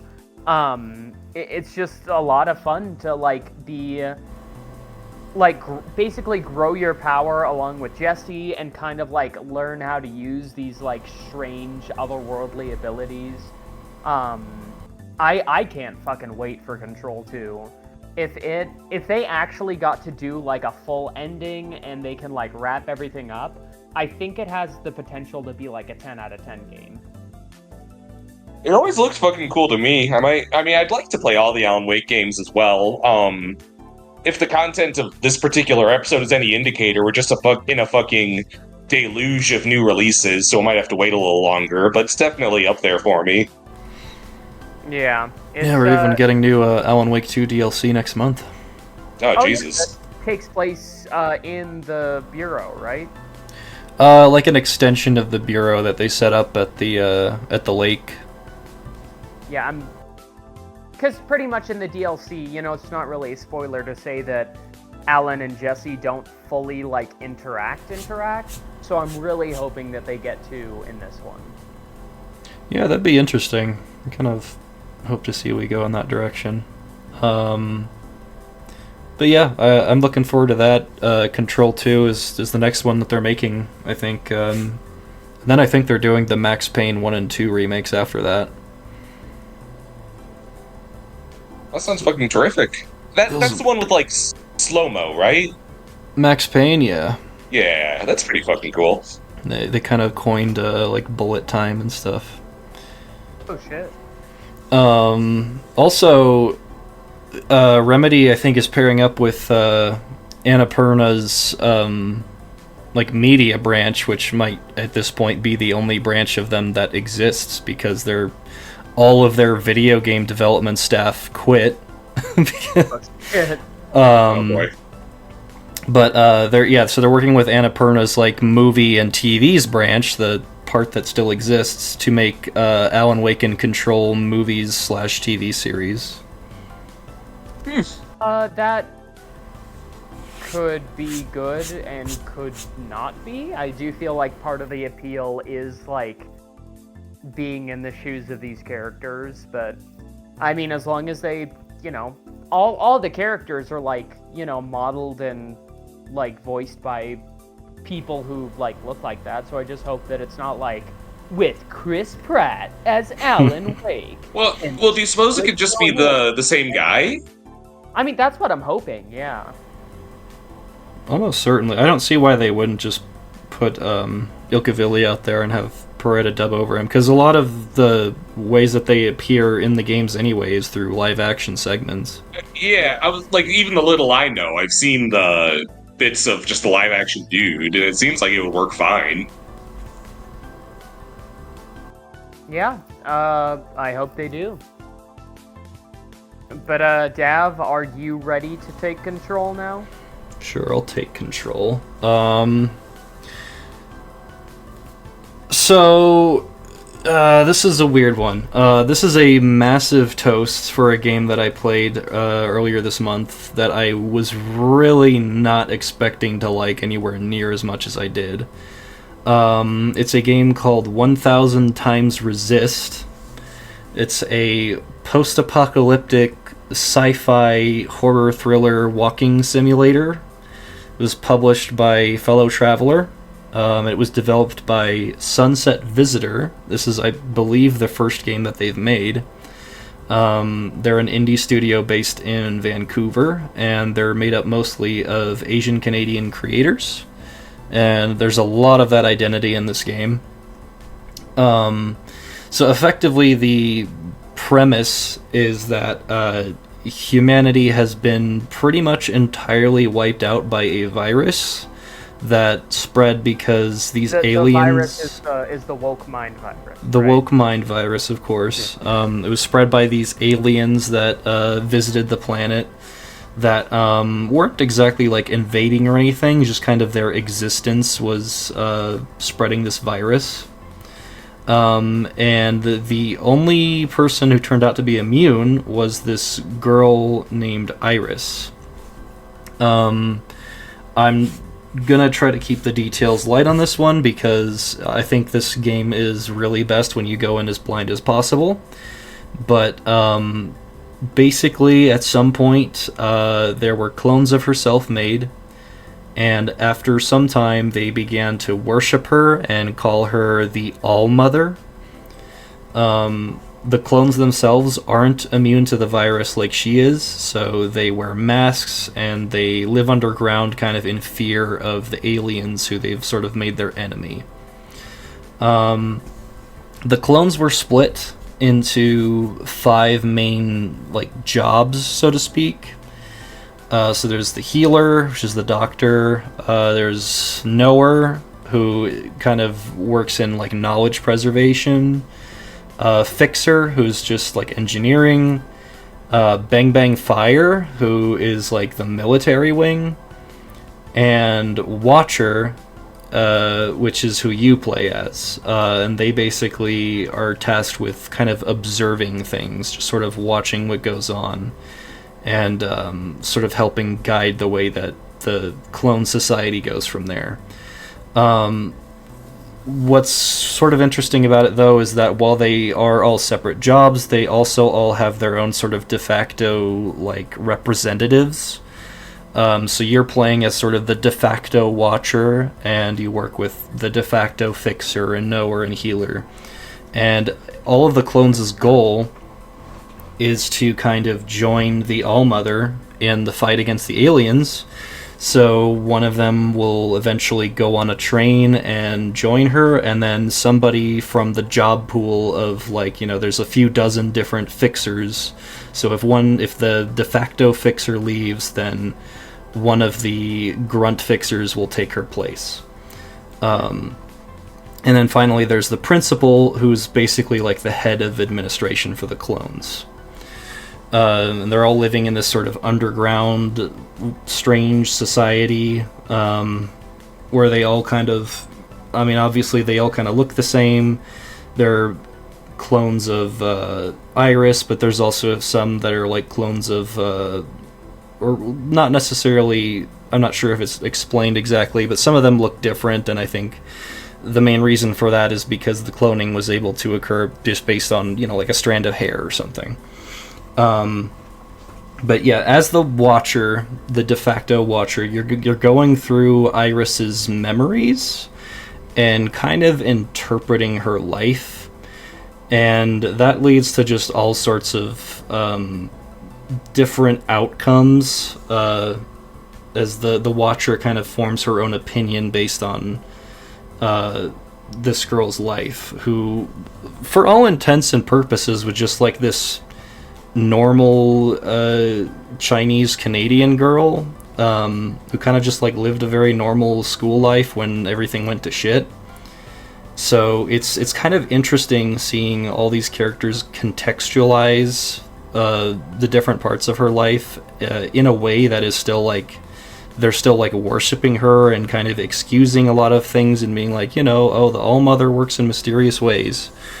And it's really just, I'm kind of amazed by how certain parts of it are like, you pretty much just forget the whole sci-fi horror element of it entirely and just get really enraptured by genuinely great character writing and this sort of normal, grounded, like, drama that plays out as you go through her normal life before everything went down. And like I said, it is basically a walking simulator, kind of visual novel style thing. There are a few little parts here and there where you're doing a little bit more than walking around, but for the most part, I think that when you go in to play this, you have to go in knowing that it's sort of just a very good and well-told story, presented in an interactive way. And it does have multiple endings, and the way that you can achieve those is also pretty interesting. But yeah, like I said, I did not think I was going to get sucked into this the way that I did, because it really kind of came across to me as like kind of a pretentious, like, I'm 14 and this is deep thing on the surface. And it took me not too long to really change my mind on that, because there is amazing voice acting. Literally everybody is doing a fantastic job. Like I said, the story is fantastic. The storytelling is awesome. And it's not like one of those kind of pretentious, deep stories that tries to leave a ton up to interpretation in a way that almost feels like an excuse to not have much world building. Literally every question that you could have is answered at some point. Like, where did the aliens come from? That's answered. Why do people talk the way they do? Like, why do they say stuff like red to blue or hair to hair or 6 to 1? That is all perfectly laid out. You can figure out pretty much every single question that you would want to have an answer to. And that is super refreshing to have in something like this, because world is something that I just genuinely had a lot of interest in and wanted to know more about, and I actually got that. So that was really great. But yeah, I'm not going to go into too much detail on this. I just highly, highly, highly recommend checking this game out. I am like seriously interested in what Sunset Visitor is going to make in the future, because for this being the first game that they've made, they really knocked it out of the park. It is fantastic. This game new this year? Yeah, it came out this year. Is it like a Toasties contender, or like only a little bit outside of there? Probably, yeah, it's up there. Mm-hmm. Interesting. The world in particular does sound really cool. I mean, we know from my Disco Elysium tirade that I'm not too much into walking simulators, but like, if the world is like strong enough, which, you know, from what you've told me both here and outside the podcast, it really does sound like it is, I'd definitely be like willing to give it a shot. Yeah, I mean, it's for one, it's on the family share, so you know you can check it out for free. Okay. Thanks, Dad. You're welcome. It's also not a particularly long game. To put a couple negatives out there. Number one, trying to go for completion in this game is, while not necessarily difficult and not super time consuming, I feel like forces you to well, because basically you can get most of the achievements just from playing through the game. But there are some achievements that require you to just effectively speak to every like entity that can be spoken to during certain segments, and the way that the map is laid out makes that a little bit confusing, so you'll be kind of running around in circles trying to do that. I think really for the best experience, don't try to get those achievements, just play through the game, talk to who you want to talk to, get the lore that you want to, and just kind of play through it that way. The other negative that I'll give is that the true ending, so to speak, or the true endings are a little bit anticlimactic. They're not as like, they're not on the level of something like Control, where it's like clear they couldn't finish it. It's like a satisfying way to conclude the story, and I think it's good overall. It's just I feel like it could have been presented a little bit better. But yeah, aside from that, it's really, really a great experience, and to separate it from something like Disco Elysium, it is, you know, again, not super long, and it's not really presented in a book or visual novel way. They do a very good job of making it like gameplay, walking through these environments and interacting with things as they exist in a physical space. So I think that was honestly pulled off very well, so I would still recommend it to someone who like isn't super into visual novels. And this is a small team thing, like an indie team? Yeah, it's indie studio in Vancouver, and they're mostly Asian Canadian creators. That really sells me, because like if this were a particularly highly produced visual novel, I couldn't help but get flashbacks to fucking Rain Code. Not to say that's a universal issue, but I like the idea of a visual novel that kind of doesn't put so much stock in the visual fidelity. I'm sure, like, not to say that I've seen it and it looks bad, but, like, you know, by the sound of it, there's not 3D models squishing each other into rooms and stuff like that. Right, it's not, like, super high fidelity. You know, like, for the most part, there's, like, not lip syncing, but they kind of get around that by giving everybody masks. But it's very serviceable. You know, it's good, nice looking 3D models, nice looking 3D environments, but it's, you know, it's not putting a huge strain on your computer to run or anything. Well, that sounds fucking terrific. I'm gonna have to take a peek at it. Definitely recommend it. You can honestly knock it out in like a weekend. It's Nice. And it's very satisfying. I loved my time with it. Like I said, can't wait to see more from the studio, because they clearly have some great stories to tell and great ways to tell them. But with that wrapped up, I will pass it off to Tommy. All right. Well, I've talked about a robot property that I did not like, and then I talked about a robot property that I thought was pretty fun. And we are ending this rotation on a robot property I fucking loved, and that is none other than PlayStation 5's Astrobot, which, let me just lay out some context. I think that, on average, give or take, I would say I rate 1 or 2 movies a 10 out of 10 a year, if quite at all. I would say, so compare that with how I feel I get a 10 out of 10 video game every few years. And Astrobot is that first 10 out of 10 since Animal Crossing New Horizons in 2020. I This game is exactly what I needed. And I think everyone kind of sings that praise. That's like, oh, PlayStation finally figured out they made a game, you know?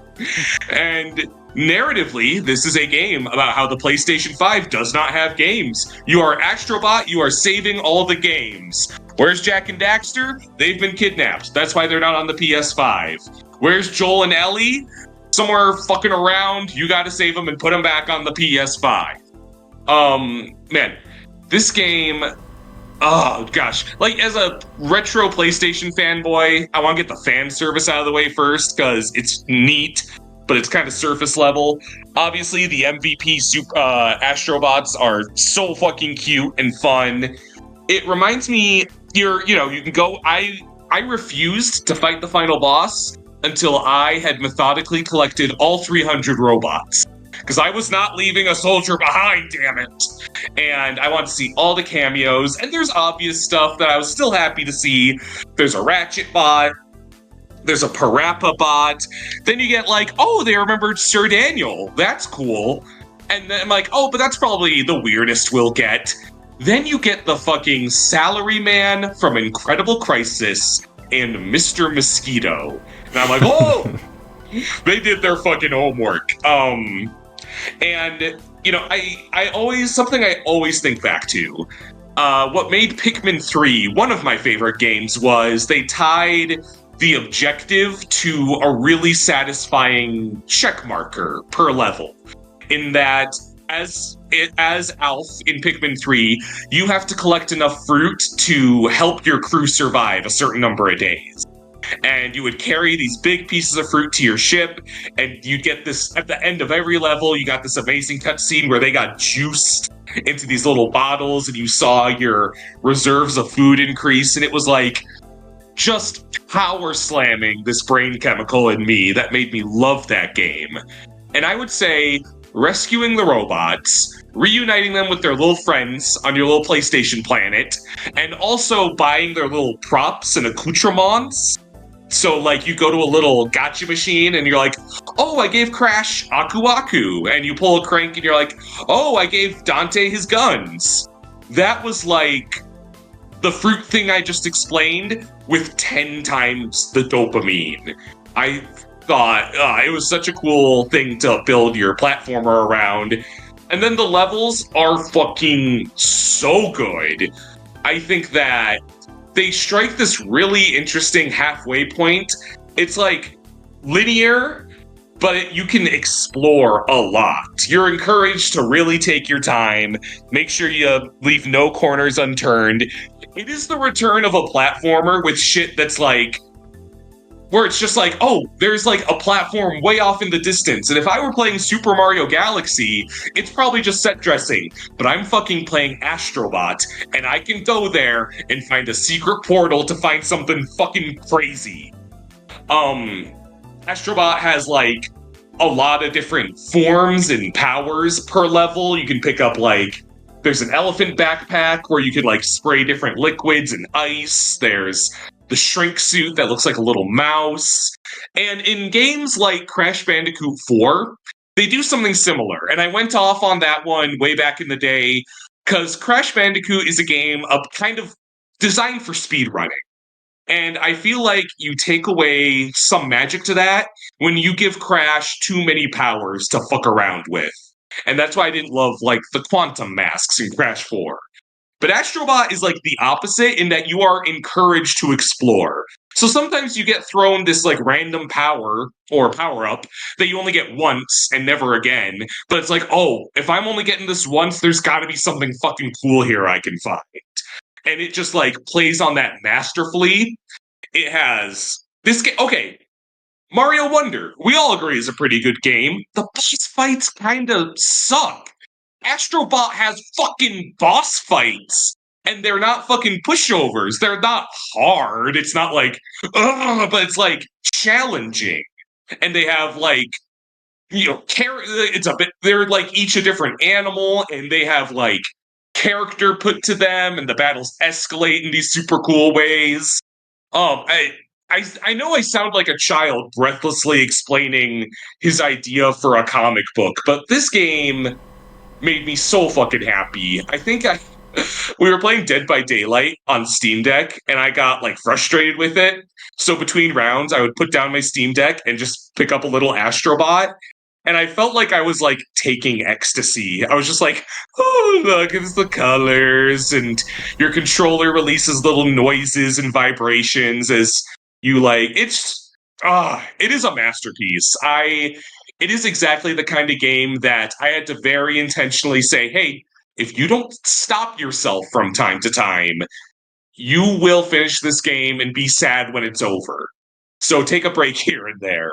And then I was like sick from work one day, and I was just like, oh, I have 30 more robots to find, and I knocked the whole thing out in an afternoon.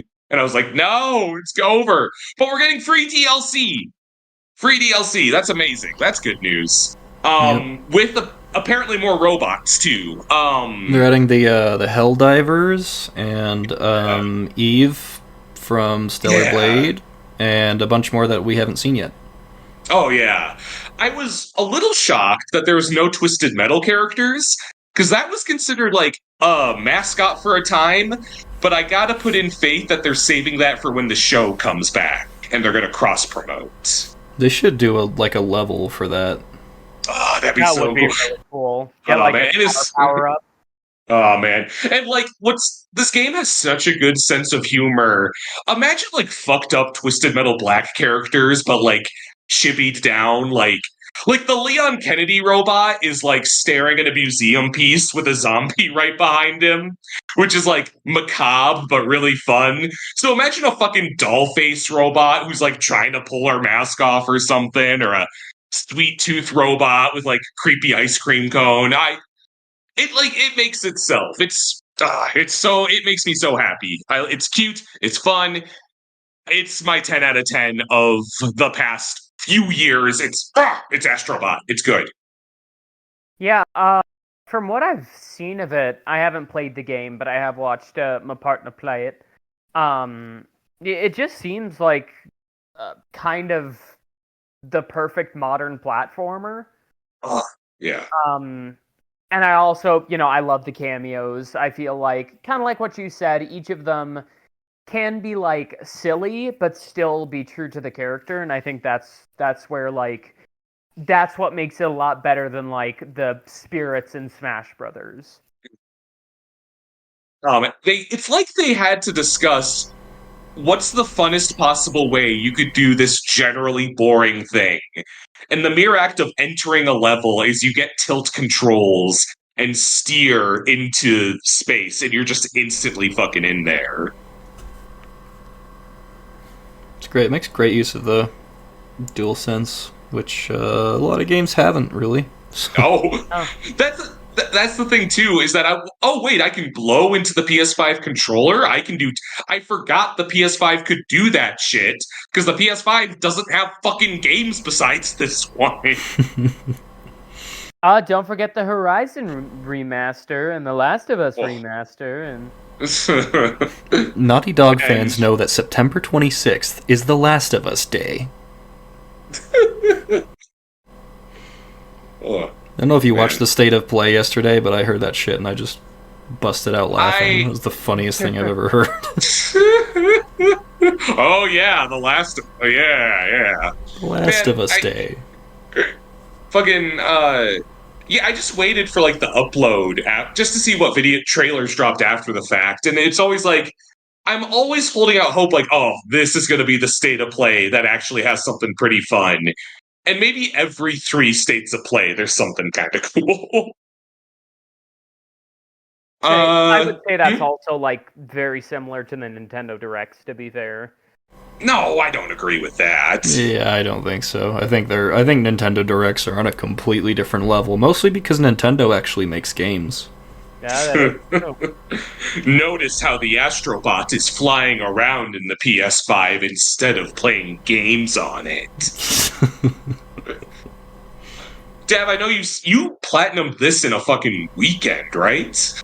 Yeah, pretty much. I finished it. It's not a super long game. No. Yeah, I platted it. Had a great time with it. I love those like little playable levels based on games. The Loco Roco one went really hard. Yeah.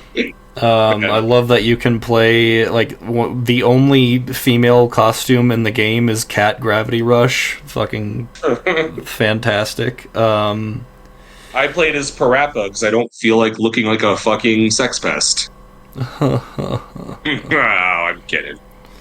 That being said, I also understand the criticism, some of the criticism for this game as being less of a PlayStation celebration and more of a PlayStation graveyard. Because fucking so many of these properties don't really exist anymore. That being said, there was that really dumb article, I think it was like a Kotaku thing going around about, like, we deserve better than Astrobot. Like, it doesn't have its own identity, but it's... at the same time... We deserve better than the best game to come out all decade. Well, I think their argument was that it was like a cynical promotion of PlayStation more than its own identity, but it's like, how can you really say that about a game where 99% of the properties represented haven't had a video game release in more than a decade? Yeah. There's that, and I'd also counter-argue, one, I know whoever wrote that article is buying the next Smash Bros, so shut the fuck up. And B, even outside the camp, there's so much, like, I love the boss fights in this game had nothing to do with PlayStation. It was just cool. There was an amazing underwater level that wasn't a PlayStation reference. A cool fucking, like, casino level that you got to do time warp stuff with. And an amazing fucking boss fight with a giant fucking snake and a gorilla and a bird and a chameleon. And that was all fucking impeccable. And people are just, like, navel-gazing to the PlayStation as the only thing, when this game is, like, the full package. Yeah, it feels like it's a game that's fun for the sake of being fun, instead of the PlayStation brand of a game that is a movie that you can also play. Oh, yeah. Right there with it. I think that, frankly, and this might sound a little weird, but, like, if you want more of this, the game that I would recommend is It Takes Two. Oh, I've been meaning to try it. Sorry. It's very similar in its approach to just, like, being like this toy box just full of fun shit for the sake of being fun. So I think, if you can get another person to just play It Takes Two with, do that, because it really scratches the same itch. It really is. It has been on my list for a long time, and I'm sure I have a copy I know I got a Switch copy, I don't know if I still have it, but it might just be floating around PlayStation Plus or something. Yeah, I wouldn't be surprised. Yeah. Whew. Well, are we ready for the news? I think so.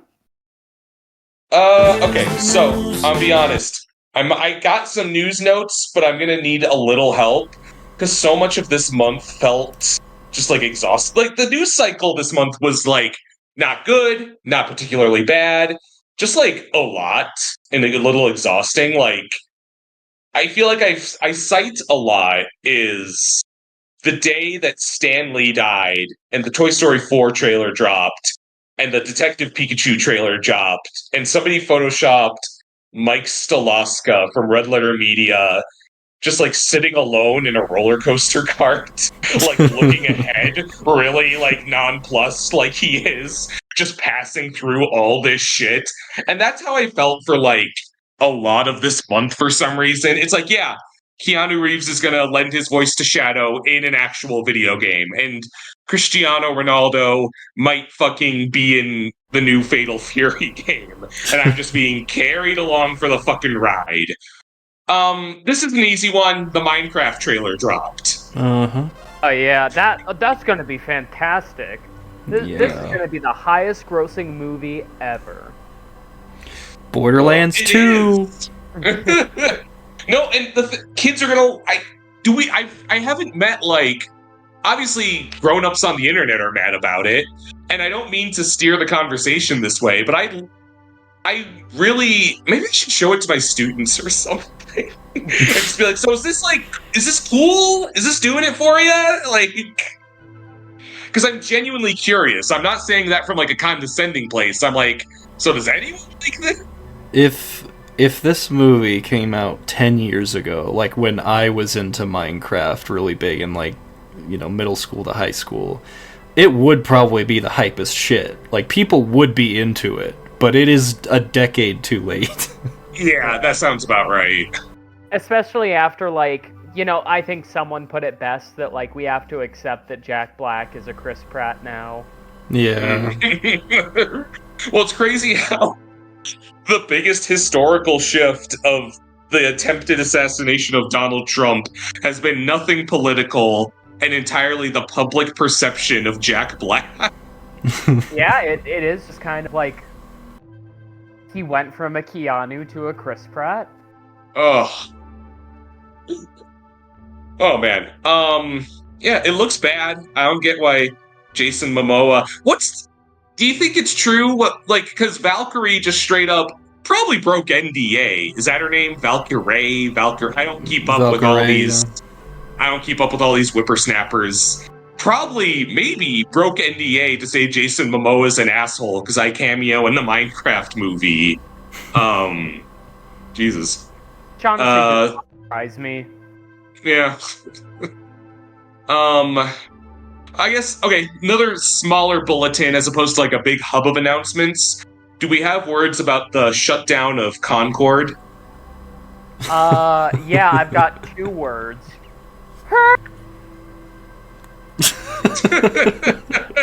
Your mic cut off, so you said I have 2 words. See, your mic cut off too, so it sounded like you said I have 2 words. Ladies and gents at home, this is how recursion works. Well, Will, your mic cut. Well, Tommy, Lel. A lot of people lost their jobs, I think, over Concord. Maybe. Yeah, absolutely. I think, like, I don't know, it's just like one bad business decision after another, and the fact that it took $400 million to make is, like, just completely and utterly absurd. Like, it was revealed in the same state of play that Astrobot was revealed. Oh my god. It was the opener to that, and Astrobot was the closer. Jesus Christ. Well, and I was also kind of like, oh, weird that we just learned about Astrobot like 3 months ago, I feel like. And in that same span of time, Concord has just like sunk. I'm gonna miss all my favorite characters. Like John Concord. Yeah. Concord. And Elfie Ears Big Pants. No more. Can't play as my good buddy, Goggles Disco Hair. It's stuff like this that makes me wonder, like, not wonder, but, like, realize, like, you never know when, like, something is a money laundering scheme. The Minecraft movie coming soon. Like, man, we're getting a lot of like we're getting as we record this, not as we're getting the Ballerina trailer tomorrow. Yeah. Fucking. Hope it's as good as the other show. Well, it's a movie. Oh shit! Really? And the only reason it might be good is that it got delayed from this year to next year because they were like, we tried to do a John Wick without Chad Stileski, and we needed him to come clean house. So maybe some of his charm is somewhere in there. Well, the other reason is Ana de Armas. Ana de Armas. Well, maybe they'll say she's in it, and then she's not actually in the final product. It's just John Lennon. I don't know. They brought John Lennon back from the dead to play the ballerina. Did either of y'all see the trailer for... Back in the ground once you get him out, I mean... Did y'all see the trailer for Sinners? No. I did see, like, people posting about it, but I did not see it. It is...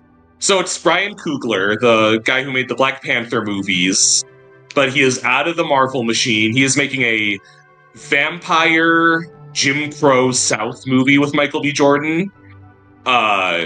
I think Haley Steinfeld is some kind of succubus, judging by the context of the film. So I will be in the front row seat. And it looks fucking stunning. Like, it was up. He was kind of in that James Gunn echelon of like, but I gotta see this. When this guy is out of the machine, it's gonna be stunning. And it's like, it looks fucking cool. But that's not till March, and Minecraft's not. I was just thinking out loud. We got, Minecraft April, that Sinners in March, Ballerina, I think is June or July. I don't know if trailers always came out this soon. I guess, I don't know, just fucking around. Paddington is my birthday movie, though, and I'm really excited about that. Oh, shit. Paddington 4 has already been confirmed, too. Yeah. So it must be kind of good. Like, the not having Paul King to direct is, like, gnawing at me a little. But if they've greenlit a 4, there might be some good test screenings, at least. I mean, Paddington put a fucking sandwich on his head, so I think it's going to be hard to hate it. Yeah, that's all you need from a Paddington movie. I want to hug on head. Do we want to hug Paddington more or less than Panda and Melody Lee May? You really need to get yourself a woman, G. It's not even a curvy thing. I just really like pandas. She's so cute as a panda. Paddington's animality is the hard stare. Yeah.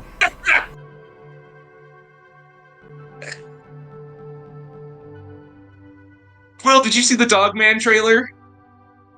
Oh, fuck, I saw a little bit of it, and then I had to go to work. But, like, the animation does look, like, charming.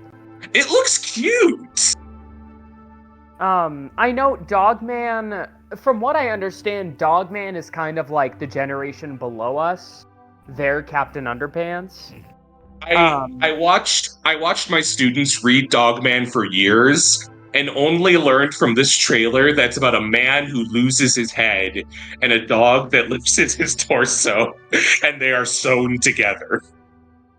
Oh, I didn't get to that part in the trailer. Oh, you got it. It's because it's the same author as Captain Underpants, but I think diegetically it's like George and Harold's other comic book. I think so, yeah. Yeah. Netflix Geeked Week happened, so we got a first look and release window for Devil May Cry. Oh yeah, and Johnny Young Bosch is the new Dante, which honestly, I fucking love Johnny enough to be like, fuck yeah. It's kind of neat, it's like a passing the torch kind of thing, because by the sound of it, Ruben Langdon has just straight up retired for voiceover. Yeah, which is a damn shame, because he did kind of like... Dante's character and like who he's become is in no small part thanks to his performance.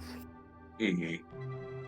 We're also getting a Splinter Cell animated series, which I'm a little, because like what I kind of meant to touch on with Minecraft was that it's like, okay, we had a good Castlevania show, we had a successful if flawed Mario movie. It might be time to slow down. I don't like Sam Fisher. Always struck me as kind of a cool guy with like a cool fucking voice. I don't know if like a gritty Splinter Cell show is what the world needs when we're getting Lara Croft next month or so. Oh yeah. Well, I wonder, since it's another Ubisoft property, is it the same people that made the Blood Dragon thing? Laserhawk? Is that what it's called? Yeah, Laserhawk. It could be. I heard good things about that. Yeah, fair enough. Was there any... Wednesday is filming. It was mostly Devil May Cry. Oh, we got a release for new Castlevania as well. Yeah, Nocturne Season 2 is going to be in January. Oh, alright. We got a teaser look at live-action Chopper. Okay. I don't have any ill will against live-action One Piece. I hear it's fine. I'm probably not going to watch it. I need Chopper to be hideous. I need that day on Twitter of Chopper turning around and looking like Sonic. And some Netflix exec like apologizing on camera. and saying they're going to cancel 3 more small Netflix sitcoms to redistribute that budget to fix Chopper's face. I need that day. I think he should have been a Muppet. Oh, that would have been so good. And then, also, casting for Toph in the Avatar series, which I'm amazed has not been canceled. Right, see, it's been getting, like, good reviews, right? Well, it's like, I think your average Joe is kind of like, yeah, it's watchable compared to something like Shyamalan Avatar, but anyone who's, like, deep into it is, like, Mother's Basement has a really good video about it, just tearing it a new one, and I think that's about all. I didn't watch it, so that's about all I could posit. Oh, and Will, you're gonna like this. So, one of the best One Piece villains is Crocodile. He's gonna be played by Flash Thompson. Yeah, fucking perfect casting. Yeah, it's gonna be fucking. Maybe I will tune in for Crocodile because I fucking love that guy. I should catch up. Was there anything at the State of Play yesterday? I almost feel like there wasn't, except for Keanu Shadow. Ghost of Yote. Yeah. Oh yeah. I'm really not in that orbit, but I know it has a woman, so people are being normal about it.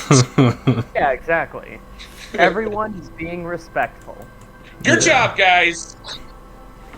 It does look pretty good, but, you know, I still need to play the first Ghost of Tsushima. Yeah. Oh. Because there was a Nintendo Indie Direct where we learned we're getting another fucking Capcom fighting collection, and it's the one that I didn't think they would do. I thought it was a fucking pipe dream. Star Gladiator? All the 3, like, Power Stone, Star Gladiator, Rival Schools, and fucking the SNK crossovers. Yeah, they're definitely planning on another Capcom vs. SNK. Oh, absolutely. Is the Marvel vs. Capcom collection, it's selling pretty well, right? Because it's on the front page of some of those storefronts.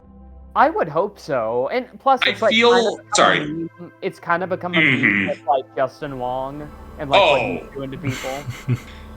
Well, and I felt kind of bad because I really wanted to support it financially, but I'm holding out for the physical release because I want that comic book that comes with it really, really badly. So I hope it's doing well without my dollars. But I think it is, and it became like a small meme. This guy's really good. That would be kind of funny if they announced they're like, it did pretty well, but if we had just sold like one more game, we would be able to make new Marvel vs. Capcom. See, we attracted well to most markets of fighting game players, but not schlubby Colorado bald guys. So, because we couldn't afford to that market, we will be shutting down fighting games forever. No, I think literally... Funny they ended that on a Yakuza Kiwami for Switch announcement. That was like the last announcement of the partnership. What the shit? What the shit was that thing with the pirates? What's going on? Oh, fuck yeah. Yakuza like the pirates. I saw the fucking thumbnail and I was like, oh, that's a cute DLC outfit for some game or some... You're telling me this is a whole fucking game? It's a whole fucking game that serves as... It's kind of like what they did with Gaiden, where it's taking place after the latest entry, but it's, Majima washes up on shore and forgets, like, most of his life, and so he becomes a pirate. That sounds fucking amazing, alright. It's fucking awesome. I am so on board with this. I cannot wait. And he can do fucking Devil May Cry air combos. Yeah. Oh, this might be my first fucking Yakuza game. I mean, I want to play the others, but I mean, I'm kind of drawn into this. If it's a character action. I think the full name is it's like a Dragon Yakuza Pirate in Hawaii. Because it's also using the Honolulu map from Like a Dragon 8. Here's the thing: is that with the new Beetlejuice movie out, people love to talk about how the sequel to Beetlejuice, the original one that got scrapped, the title is just funny to me in phrasing. on the same level the stingiest man in town is. Will, are you ready for it? Let's hear this. We almost got Beetlejuice Goes Hawaiian. What the fuck? The phrasing implies that he doesn't go to Hawaii, he becomes Hawaiian. And I'm only gonna call this game Goro Majima Goes Hawaiian. I guess for more Sony news, I think the PS5 Pro was officially announced. I'm sure people were mad. We're gonna buy that. We have that money. It's fucking $700 fucking dollars, and it doesn't even have a disc drive or a stand. What the fuck?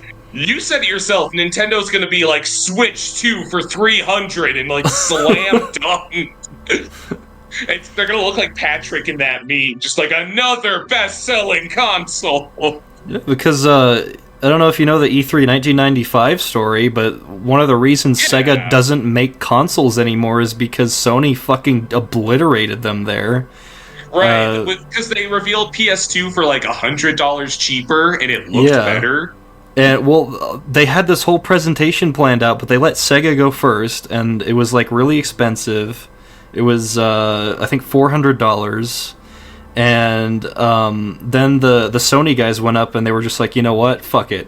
The guy goes up to the microphone, he just says $299 and then walks away. There was like an account from the Sega execs who were sitting in the audience at that point. Once he said that, they turned to each other and one of them just said, "We're fucked."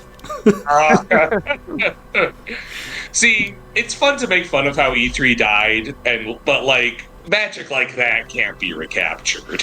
Yeah, but you know, like Nintendo has the opportunity to do exactly that, right back to Sony and avenge Sega. Oh yeah, man. Ugh.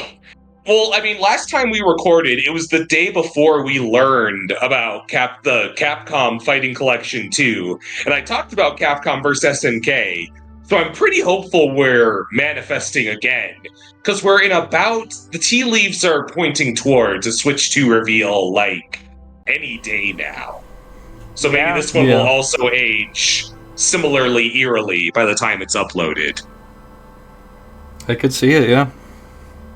Which would fit, because next episode is the spooky one! Oh, yeah. Whew. Do we have any other Sorry, we have other news? I guess Dizzy was announced for Guilty Gear Strive like an hour ago. Dizzy? I don't care. Yeah. Which one's Dizzy? I honestly forget which one is Dizzy. She's got like blue hair. Yeah, blue hair, pronouns.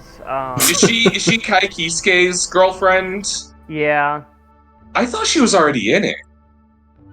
I mean, yeah, she's like, I know people are begging to have her back, but she's like always been a character that I'm like, why is she always here? I think you know. Yeah, that's fair. Let's not play. Last big announcement that I want us to end on, because it's a very high note. Let's do it. Officially, Kyoto Animation is working on an adaptation of City, which is the other big manga from the creator of Nichijou. Okay. So, all right. Yeah, and Kyoto Animation, objectively the best animation studio in Japan by a long shot. They are famously one of the only studios that, like, treats their workers like people and allows them to live normal lives and pays them well. Mm-hmm. And they also worked on the Nichijou anime, which is fantastic. This one is like basically very similar horror or humor. I guess horror too, but it follows, instead of high school girls, the main character is in college, just trying to like live an adult life, and again, you know, very similar humor and style to Nichijou. So, and this is coming, I think, next year. So I am fucking stoked for this. I think Nichijo's been getting a bit of a resurgence lately, and so I think this will probably be pretty popular, hopefully, and I think it's going to be great. You know what? I'll give it a shot. I'll see, because it's been one of those, Nichijo's kind of one of those things where it's like, it's one of the Dav manga that doesn't have lasers, so I'm not sure I care. It has lasers. What? Oh yeah, the one. It just gets better and better. Just wait till you see the fucking pen stab. The fucking stabs her thumb with a pen by accident, and fucking laser beam emanates from her mouth and destroys the solar system and shit. Fucking Dragon Ball scaling. That sounds terrific. Well, sometimes it's always really great when it's hard to start the podcast because I'm just sleepy from work, and then just talking about weird trailers and shit gets me all amped up. So we'll tune in next month for another pod of that, and I'm Tommy.